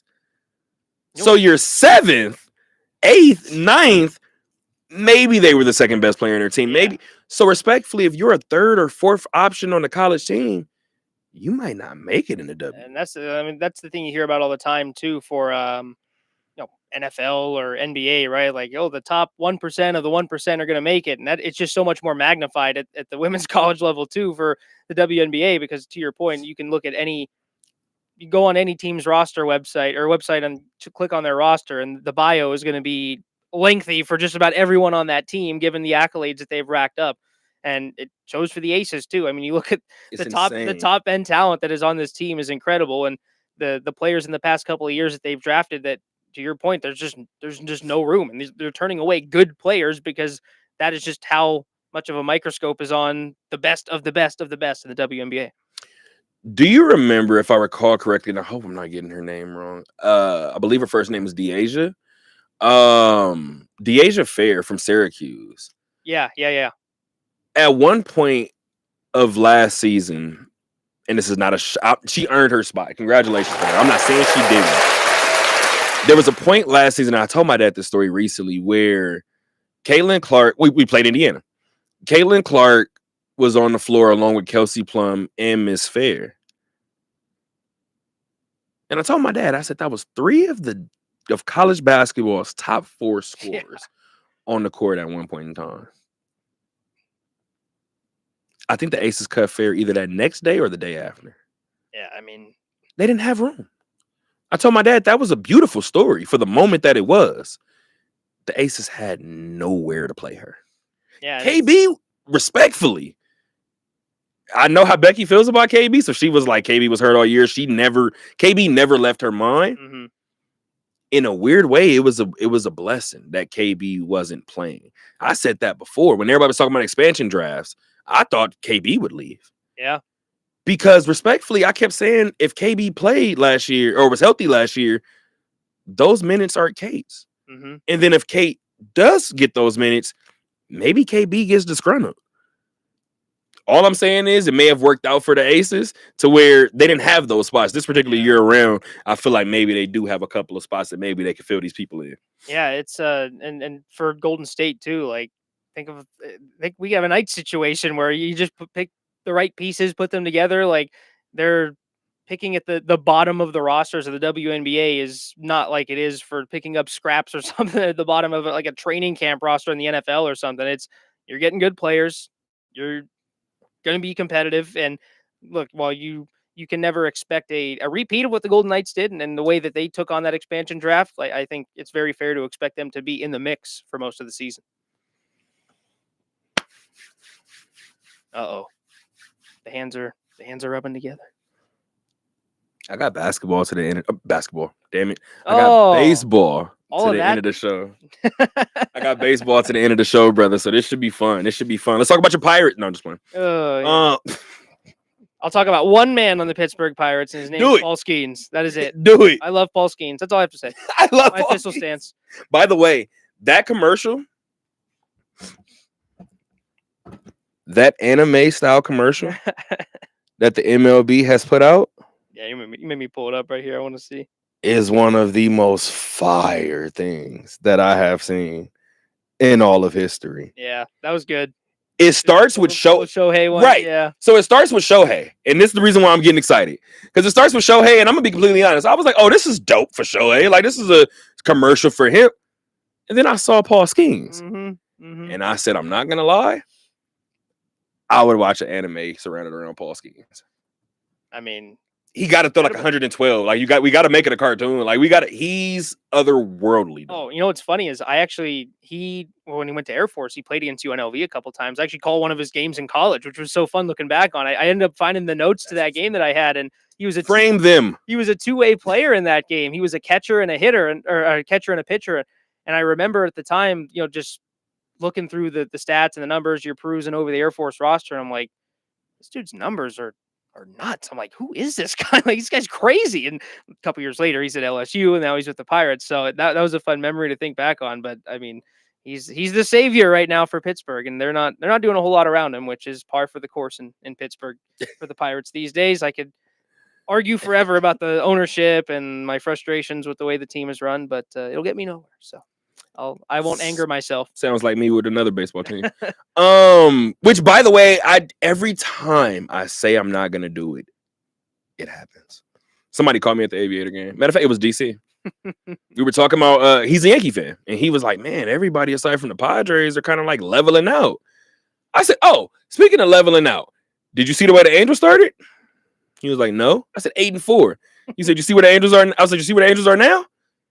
He was like, "No." I said 10-10. He just looked at me. He said it's early in the DC. 500. Hey, guess what? Dick Calvert. Not trying to hear that. Yeah, he just started laughing. I was like, "Hey, no, 20 years of this, 20 years of pain." The funny thing for me with my Pirates too is that they're 8-15 right now. Oh, next game tomorrow in LA against the Angels. I'm very aware. And you want to toilet bowl, baby. I was about to say, you want to bet on like who's worse in this series? Who's gonna give up more runs? I bet on the Pirates. You bet on the Angels. This is terrible. But the funny thing too is that Paul Skeens started a game recently, and he got no run support. They scored 0 runs, and I think they scored like 7 the night before. It's just like, can you at least just score for him, just so we can get some agendas off and get some wins? And like, no one is showing up to the games in Pittsburgh. They showed up for Paul Skeens' bobblehead night. That was the big one. But as you should. That nobody's been showing up, even for his most recent start before that. I mean, you'd think he would, like last year, draw a pretty big crowd, and didn't even do that. So there's a lot of frustration right now in Pittsburgh. You know what this reminds me of? Like, maybe I'm actually hit my dad and be like, what young phenoms came to the league and you were just like, we knew right away? Yeah. I don't know if we've had one since then that I felt this way about. And with all due respect, if I do think of some other names, they weren't this. Shohei was different. And even then, Yamamoto and Darvish, like Sasaki, I feel like they've done the Japanese import differently. Yeah. The last like enigmatic pitcher that I remember having was Steven Strasburg. That's exactly what I was thinking too. Yeah. And his first couple of years was like this too. Yeah, where it just came up and stick right with away. It, yep, you're in the Cy Young conversation. Just stick get in with it. Yeah. Brother. So if I'm still the Pirates, hey, 15 years, you tell me how much I owe you.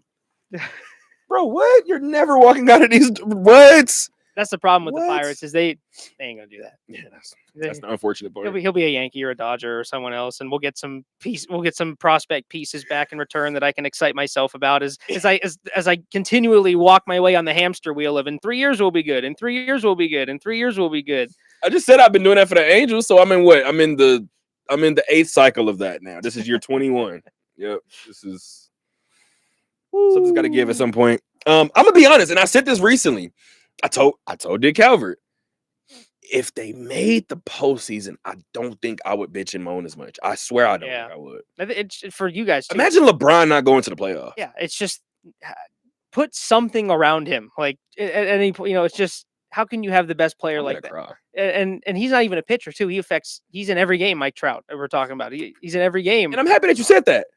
At what age did you realize that a pitcher's record has very little to do with him? Yeah, I mean, it's basically, you know what? I was about 15, and I was like, yeah, not his fault. And I think back to Jacob deGrom, like I think it was 2021, where you looked at his numbers, you're like, this dude's ERA is like under like 1.5. He's like 14 like 14 and 12 and 8. You're like, what? Like how, bro? And I remember looking at the stats at the time. They would compile the numbers. He said if he got 1 run in every game, or if he got 2 runs, I think it was like if he got 3 runs in every game, you'd be like 21-2 or something ridiculous. Where it's like just score a few for the guy, and you are guaranteed a win every single game. So, yeah.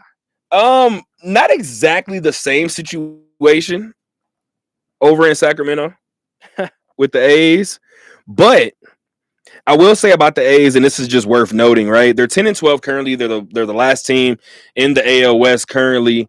Not the best showing, obviously, against the Brewers, right? You dropped 2 of the 3 in the finale. You dropped that one in a bad way, 14-1. I want to focus on the positive, which is probably what I should do for the Angels, but the problem is it's not much to talk about. They're long gone. And the funny thing is, I was gonna say let's point to ownership. I feel like all the A's fans would have been like, let's do the same. Yeah. But no, in all honesty, I told you about this conversation that I had with Tyler Soderstrom a couple years ago, and I said if you go to the big leagues, if it meant that you could go tomorrow, but you're not playing catcher, do you go? And he sat there and he was like, I'm not gonna lie to you. That's a really good question. Yeah. He said, and I think my answer is no.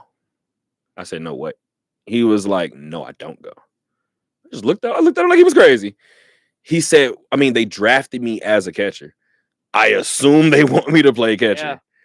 I believe I'm a big league catcher. So that's 3 reasons why I would want to play catcher. He goes up last year. I mentioned this before. Plays half the season last year, plays some first base, plays some designated hitter, sprinkled in some catcher. But Tyler started to rake a little bit, right? Mm. And I was like, okay, he's having his moments. He had some stretches. He had some spurts.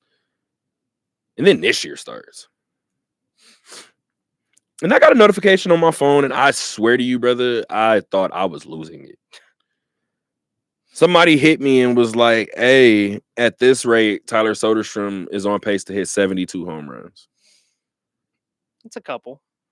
And I went and said, I know I'm not going crazy because I covered the team. I know I'm not going. I said, they're right.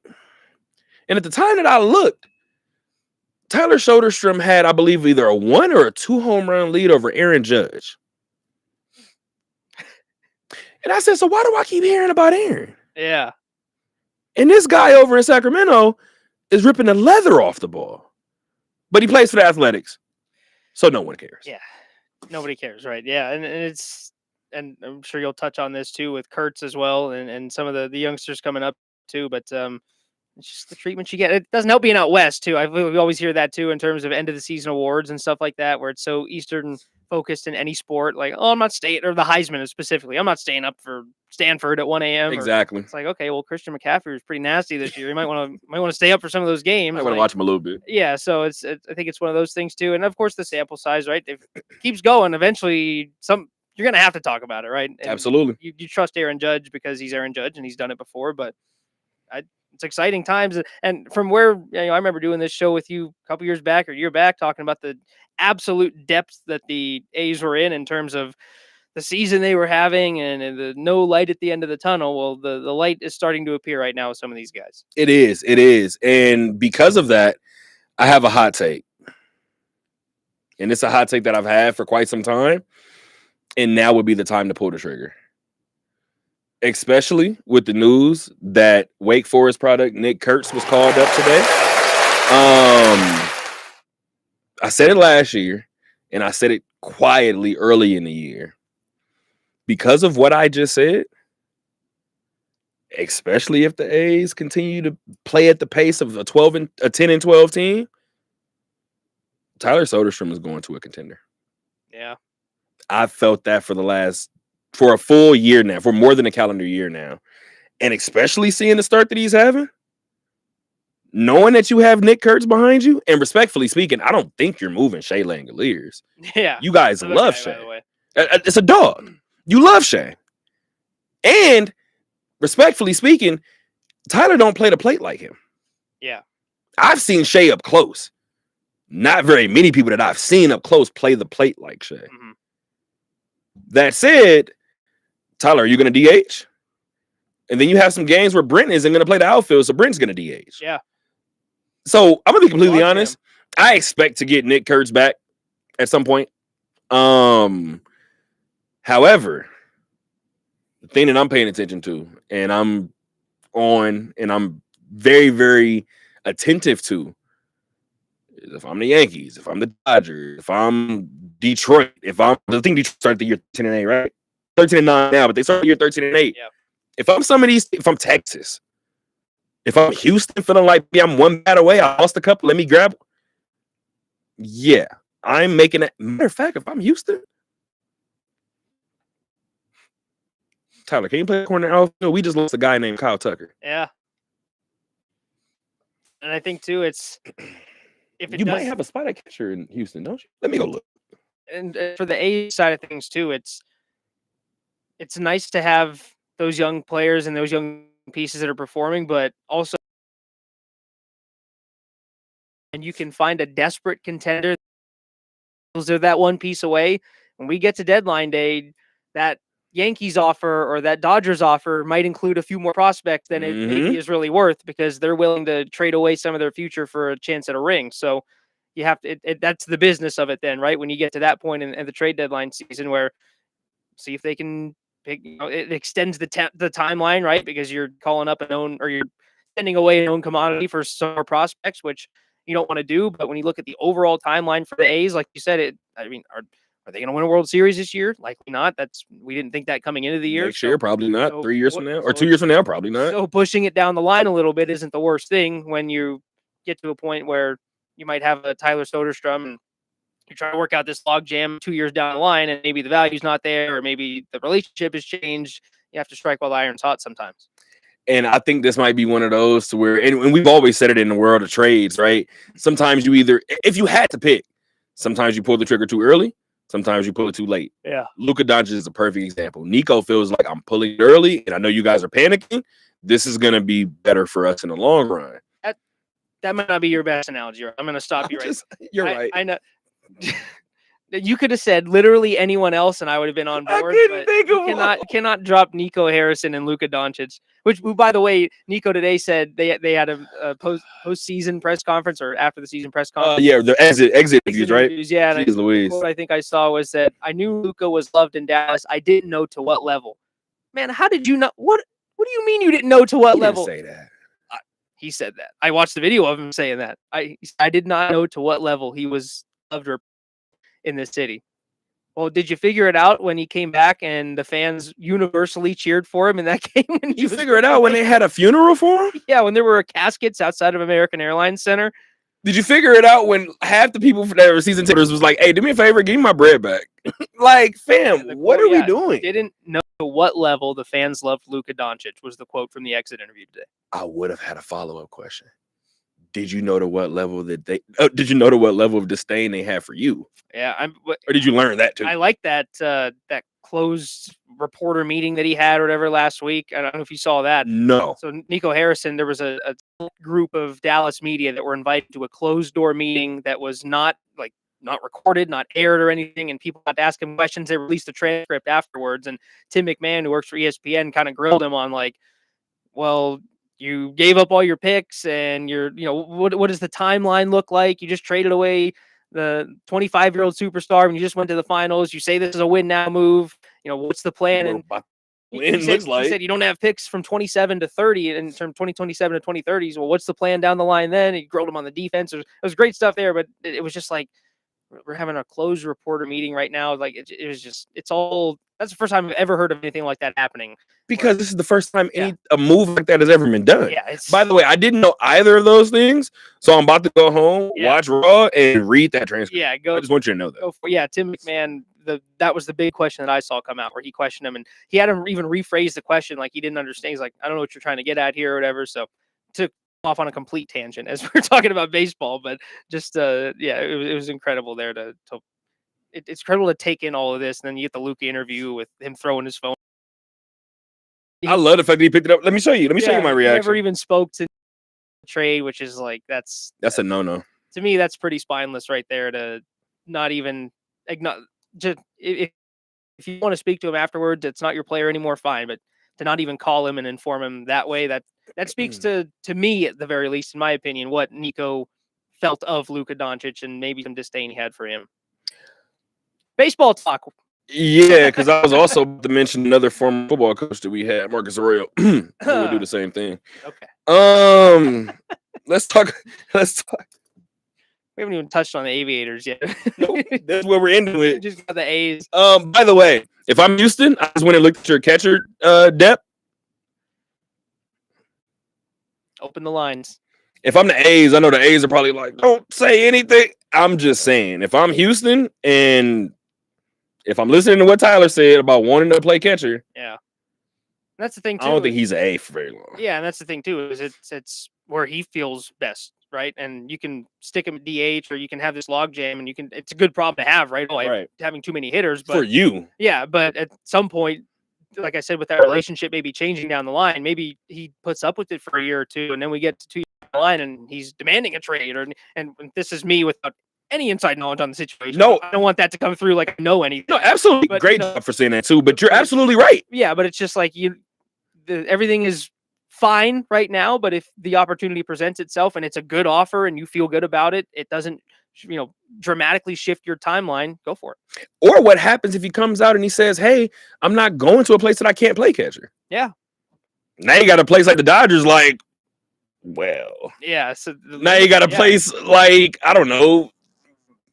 I almost said Miami. They probably would take anybody. Yeah. But ending teams have that position set. Right? Absolutely. So. Yeah, exactly. Right. So you can probably look at the Yankees. The Yankees are probably like, well, we're probably going to sell you on playing DH, and you're going to do it. But like I said before, in his defense, even based on what he said to me, I ain't been able to ask Tyler because Tyler's been with the big league club for 2 years. So from that perspective, he's making the most of it, right? So it's obviously a big deal for the A's. It's obviously a bigger deal that you just kind of talked about it right now. Wake Forest first baseman Nick Kurtz up to the A's today, as a matter of fact. And I would love to know how that call went, only because I know that the Aviators had a flight out of here about 19 minutes ago. Okay. So I got the notification that he was getting moved up 30 minutes before I left for the show. So that's about 1:30. 1:30, 1:25. Like to think he had ample time to. So whatever phone call he got, he probably came packed, ready to go, and they probably was like, "Yeah, you are going." Not with us. Go West. Bro. And for all of you Demon Deacons out there, I want to let you guys know I've had 2 conversations with Nick Kurtz. One was recorded, one was not. That's hilarious. It wasn't one of those conversations. It wasn't that. Yeah. But in both conversations, Nick brought up Wake Forest within the first 15 words that he said. Yeah. And you were never in the newsroom with me, I don't believe, at UNLV, but one of the things that I told every writer, you're hearing, what I actually always say was, what's the closest university? People would go, well, Reno is 9 hours or 8 hours. Cool. The nearest university to us, the closest university to us, is across state lines. It's in California. Yeah. Now it's Nevada State. Yeah. Okay. At the time, it's across state lines. So what I used to tell people all the time when they walk in that newsroom, as long as I am managing editor over this paper, I will always tell you guys, you lead with UNLV. Mm-hmm. Because most people hear that, the answer is yes, because you went to UNLV. The amount of prospects that Wake Forest pumps out, the way that Nick Kurtz speaks about Wake Forest, those 2 things aren't coincidence. He said one thing that was interesting about spring ball for him. He said he showed up, and he said spring ball or rookie ball and spring ball looked sometimes like practice. I just looked at him like he was insane. He said, and that's a credit to the program. Yeah. I'm looking around and I'm like, that's my bullpen guy. That's my catcher. Oh, he was actually behind me playing first base. That's insane. Yeah. It was like home. And I was sitting there looking at him, and he was just like, dog, they pump out ballers. That's all they do. And I It's like the way that this man talks about Wake Forest. I'm about to call Wake Forest. I'm about to do the story on them instead of him. Like, Secret sauce over there. what do you guys have over there? So shout out to Wake Forest and what they're doing. You got another one in the big league, man. So I'm excited to see what Nick is able to do. The A's start a new series tomorrow in Sacramento. So you know what's funny? I told shout out to Mark Ling, who does communications for the A's. I hit Mark recently and told him, like, I didn't get to come see the Coliseum. I'm coming to Sutter Health Park. Like this year, I'm gonna find some space in my schedule. I'm coming to Sacramento. I wish I could be there this week. Yeah. I so wish I could be there this week for a couple of different reasons. But tomorrow, the A's start a huge series against Texas. 13-9 Texas against a 10-12 Athletic team. That's a 3-game series, and then you welcome in the Chicago White Sox into Sacramento. So hopefully you can use this Ranger series to wipe away the stench of that Brewer one and hopefully set you up for a big one against the Chicago White Sox. But speaking of, you just said it a second ago, I have no problem letting everybody in this city know my favorite thing to cover are the Aviators. And it's even better when they're the first place. I've covered this team since 2019. 2020 was the one season that didn't have games.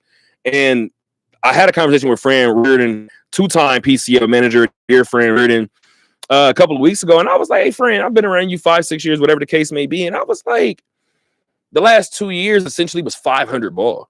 And I told him exactly what I told you. I said, Fran, I was doing my research on this team coming into the year. People ask me, people look at me sometimes and they look at me like the Aviator guy. I told him, I said, I don't predict you guys is finished this year. Kind of looked at me. I said, I'm going to knock on some wood real quick. I said, but I think you guys got the team to do it. He was like, oh, no, without a doubt. Yeah. He knew it right away. He was like, nah, like this one, we have a good group of guys. And that's why essentially I was leading into the question about, do you think that because, as you just said a second ago, a baseball guy being in the building, the A's have built their stability over the last couple of years.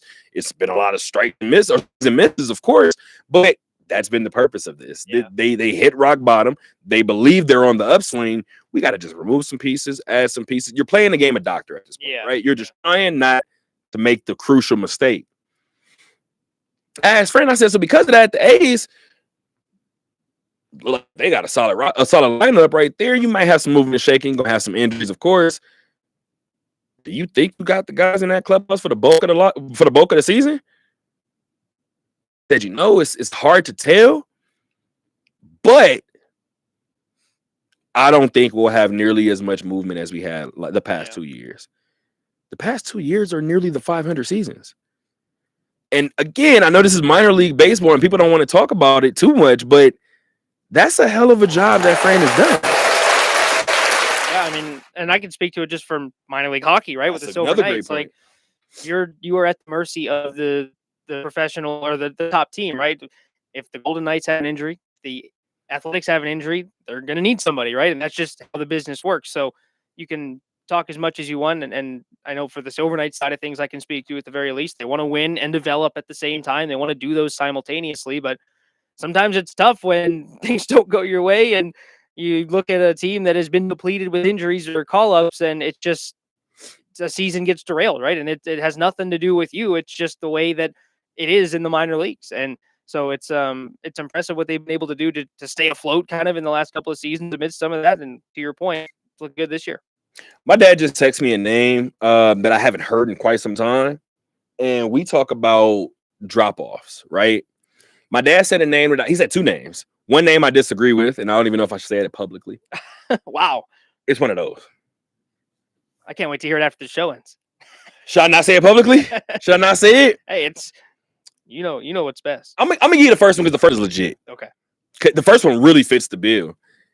He said Yasiel Puig.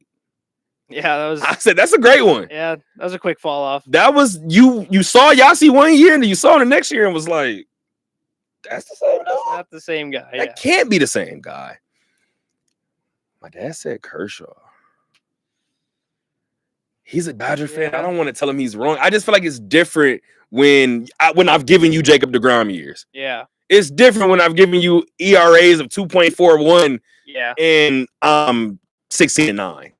Come on, guys. Like, I feel like for Kershaw too, it's more of an age thing where it's that's another reason why I don't want to give too much. Yeah, Yasiel Puig was I don't he can't be more than what 33, 30 Now? yeah, like Probably. yeah, like Because he was about 26, 27, 28, I want to say then. yeah. Like, by the time he hit 27, To go cross sport, Todd Gurley for me sticks out for the Rams. that might be the one. I mean, I don't know. I'm gonna look up Todd Gurley's age right now, but I remember when he I think I'm turned. older than Todd. It's- Don't laugh. I'm dead Todd ass. Gurley is 30. When's his birthday? His birth. Let me look. Might be older than Todd Gurley, though. August 3rd. He's older than me by 3 months.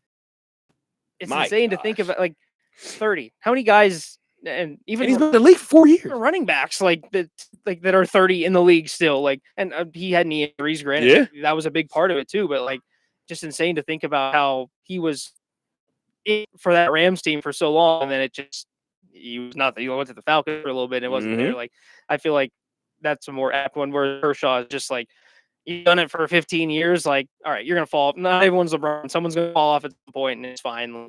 I think what's more bothersome about the Kershaw situation for me is watching Kershaw pitch 6 times a year or not pitch at all. Yeah. But I have told my dad this since the bubble.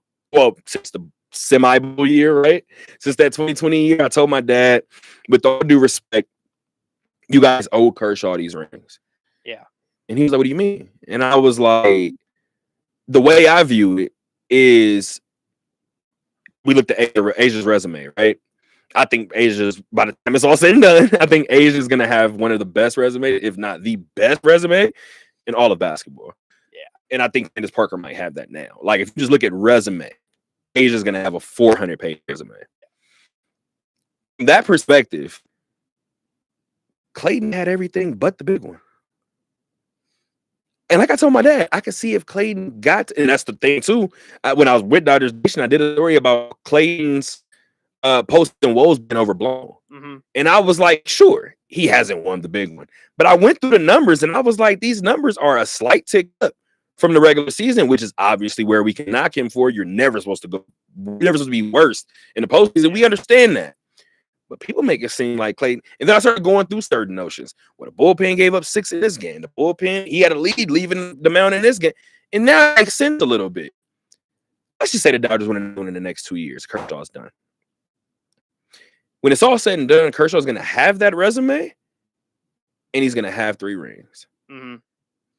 We're not going to care how those 3 rings popped up.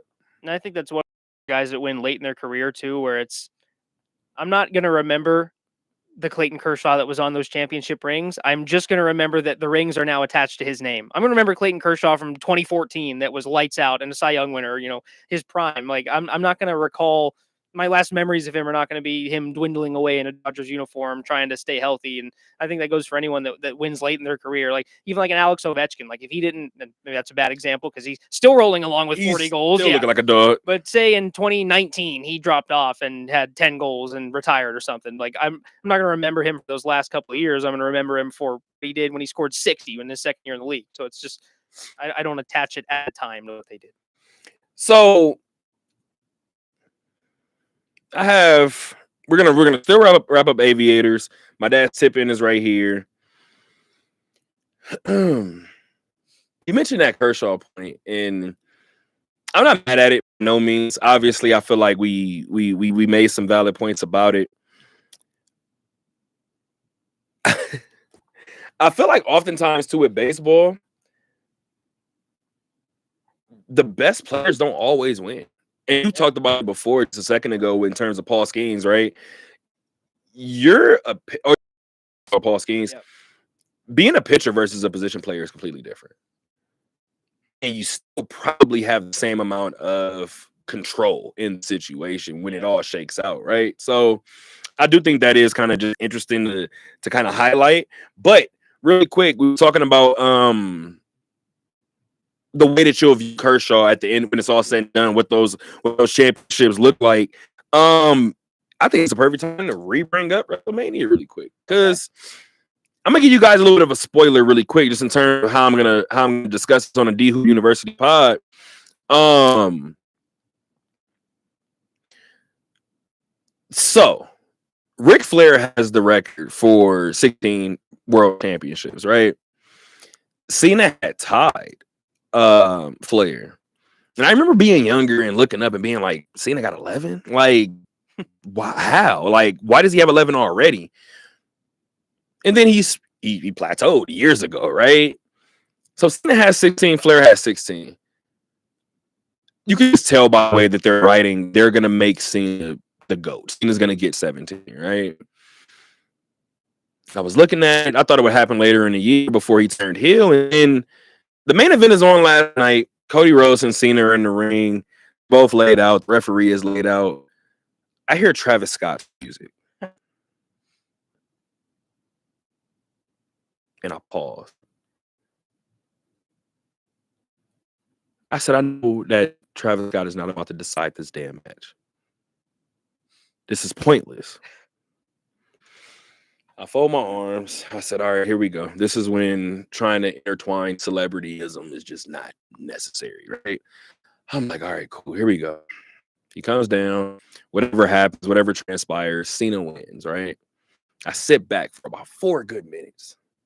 240 good seconds. I sit there and I'm like, you know what? I can't believe that Travis Scott will always be tied to John Cena winning title number 17. Damn. I sat and thought about it. How did Flair win 16? Nobody knows. I just know he got there. All you know is he got there. And then that little 240 seconds of me being upset, I smiled. Ain't nobody gonna remember this shit but the people that was there to see it. Yeah. All we know is Cena got to 17. Doesn't matter how he got there. So my dad's tip in.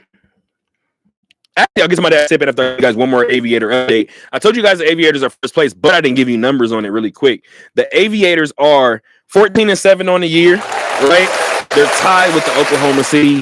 I almost said Dodgers again. Tied with the Oklahoma City Comets for the best record in the PCL. I do want to give you guys a slight little update really quick just about the rest of the league, right? Baseball's funny, but usually the good teams start to run away early. Yeah. Last year, past 2 years, Aviators would win 2 games, they would lose 2 games. They would win 2 games, they would lose 2 games. They would win 3 games, they would lose 1 game. Oh, okay. We know where it's going. You guys are going to be about even. So I just told you that the A's and the Dodgers AAA teams are 14-7. I'm going to give you the rest of them. You ready? It's 11-10. We have Albuquerque, El Paso, and Sugarland all at 9-12. We have Sacramento at 11-10. Reno and Salt Lake at 10-11. Tacoma at 9-12. Looking like it's a 2-horse race. Yeah. It's 2 halves. So you still, so far, 2 halves. You still got a lot of baseball to play, but it looks like the 2 best teams in the PCL are starting to kind of emerge in this first half. We'll see where it goes. I know during this most recent series, which was a 4th straight series win for the Aviators, that's a huge deal for this team to have so many split series last season, to come back and open a year and you're almost a month into the season and you haven't lost a series. That's a big deal for Fran Ruder and his guys. This most recent series, I believe they came into 2 or 3 separate games with sole possession in the first place. So the Dodgers have actually had to, or the Comets rather, actually had to do a little climbing to get back into position and sit right behind Aviators. But up next for the Aviators, they're heading to that 11-10 Round Rock team. So, do you know Round Rock is the AAA affiliate of, or who they're the AAA affiliate of? I should probably know this. I don't. You don't. Nah, I wouldn't say you should, because they're not in the NL, and I hold people based conference and leagues and things like that. They're on my side. They're really close, actually. They're in my division. So while the A's are in Sacramento getting ready to take on the Rangers, the Aviators are looking to take on the Rangers AAA affiliate in the Round Rock Express. So a little double division action here. I'm a little excited for a couple of different reasons. The Rangers are always pretty good in terms of their farmhouse too, so I'm always just paying attention to what they have cooking over there in Texas. My dad's tipping today. Let me see what this is about. Yeah, all right. We'll see. We'll see how this goes. It's about MLB salaries. Okay. This is interesting. All right, Dad, let's do it. With MLB salaries out of this world, of course, we paid a price with higher ticket sales, parking, etc. He's absolutely right, which is why that Eric Harper quote. Never mind. Focus. I be trying, dog, but I feel like they be making it seem like I be talking out my anyway. But at least I found one positive for those greedy spectators like me. MLB stadiums rather are sprucing up their menus here, according to an article on ESPN. And my dad sent this for Thursday's tip in, but I did hear about this, so I'm interested to see what he says. The new and unusual items range from the San Diego Padres having banana pudding helmets, the Texas Rangers having a 24-inch boomstick burrito, which includes rice, beans, seasoned taco meat, nacho cheese, pico de gallo, lettuce, and sour cream. Sounds like something I don't want in 100-degree weather, but maybe I'm tripping. Sit me in the AC and we'll talk. Yeah, like I'm not doing that outside at Texas. Like I'm not doing that. Anyway, the San Francisco Giants and Pittsburgh Steelers both have a cool looking plastic bat filled with popcorn. He just said the Steelers. I'm pretty sure he meant your Pirates. That's how cheap the Pirates are. The Steelers had to do it themselves because the Pirates couldn't pony up for it. So the sad part is, I believe you just a little bit. Just a little bit. I'm telling you, if the Angels weren't in Anaheim, I think another thing I'm a back away from. Jeez. And I knew we were coming here. The Dodgers have a $40 16-inch sausage hot dog named the Slugger. This is hilarious. The Chicago Cubs have a, I don't know how the hell you pronounce this. Jibarito? I think the Jibarito sandwich, which includes roast beef, garlic butter, and lettuce, tomato, and garlic aioli tucked between two smashed and fried things. It actually sounds better than it's pronounced, so we'll see what happens with that. The Arizona Diamondbacks have filthy mac fries that are Cajun-style crinkle-cut fries smothered in white cheddar, mac cheddar, a white cheddar and a cheddar cheese mac sauce, pork belly bacon, and a cola barbecue sauce. You might have messed up with the barbecue sauce for me. I don't know. That sounds pretty good. But that sounds like I'm gonna try to do that. Before we go on though, talk to me. $40 for a 16-inch hot dog for the Dodgers. Like, now, granted, a 16-inch hot dog is pretty. That's a sizable upgrade over a normal hot dog. I can probably go to the game for $40. Like, come on, man. No, certain Dodger tickets, catch the Reds on a random Tuesday. Yeah, you're getting in for $26. Last it just is what it is. Last Dodgers home game I went to was the Pirates. It was probably about 7 years ago now. Pirates lost 17-1. It's one of the worst games I've ever been to. Random July in LA. And I was just about to say, just want to see my Pirates, guys. Let's see how they do. 17-1. And I was just about to say another thing you try not to internalize, right? He said it's a random July, 17-1. Mine and my 7 years ago. Jeez, Louis, that all sounds like PT. You know what's funny about sports radio? It's all PTSD. It's just all PTSD. Trauma dumping on the radio. People just listen to us. That's fine. Jeez, Louise. My dad said out of all of that, his favorite would have to be. I'm crying and I can't read. Sorry, guys. Give me a second. That is hilarious. 17-1. Gee, do you know who's pitching? I'm sorry. I'm gonna go find the game real quick. Please, do that real quick. That'll be exactly what we end this show with. We got 2 minutes left.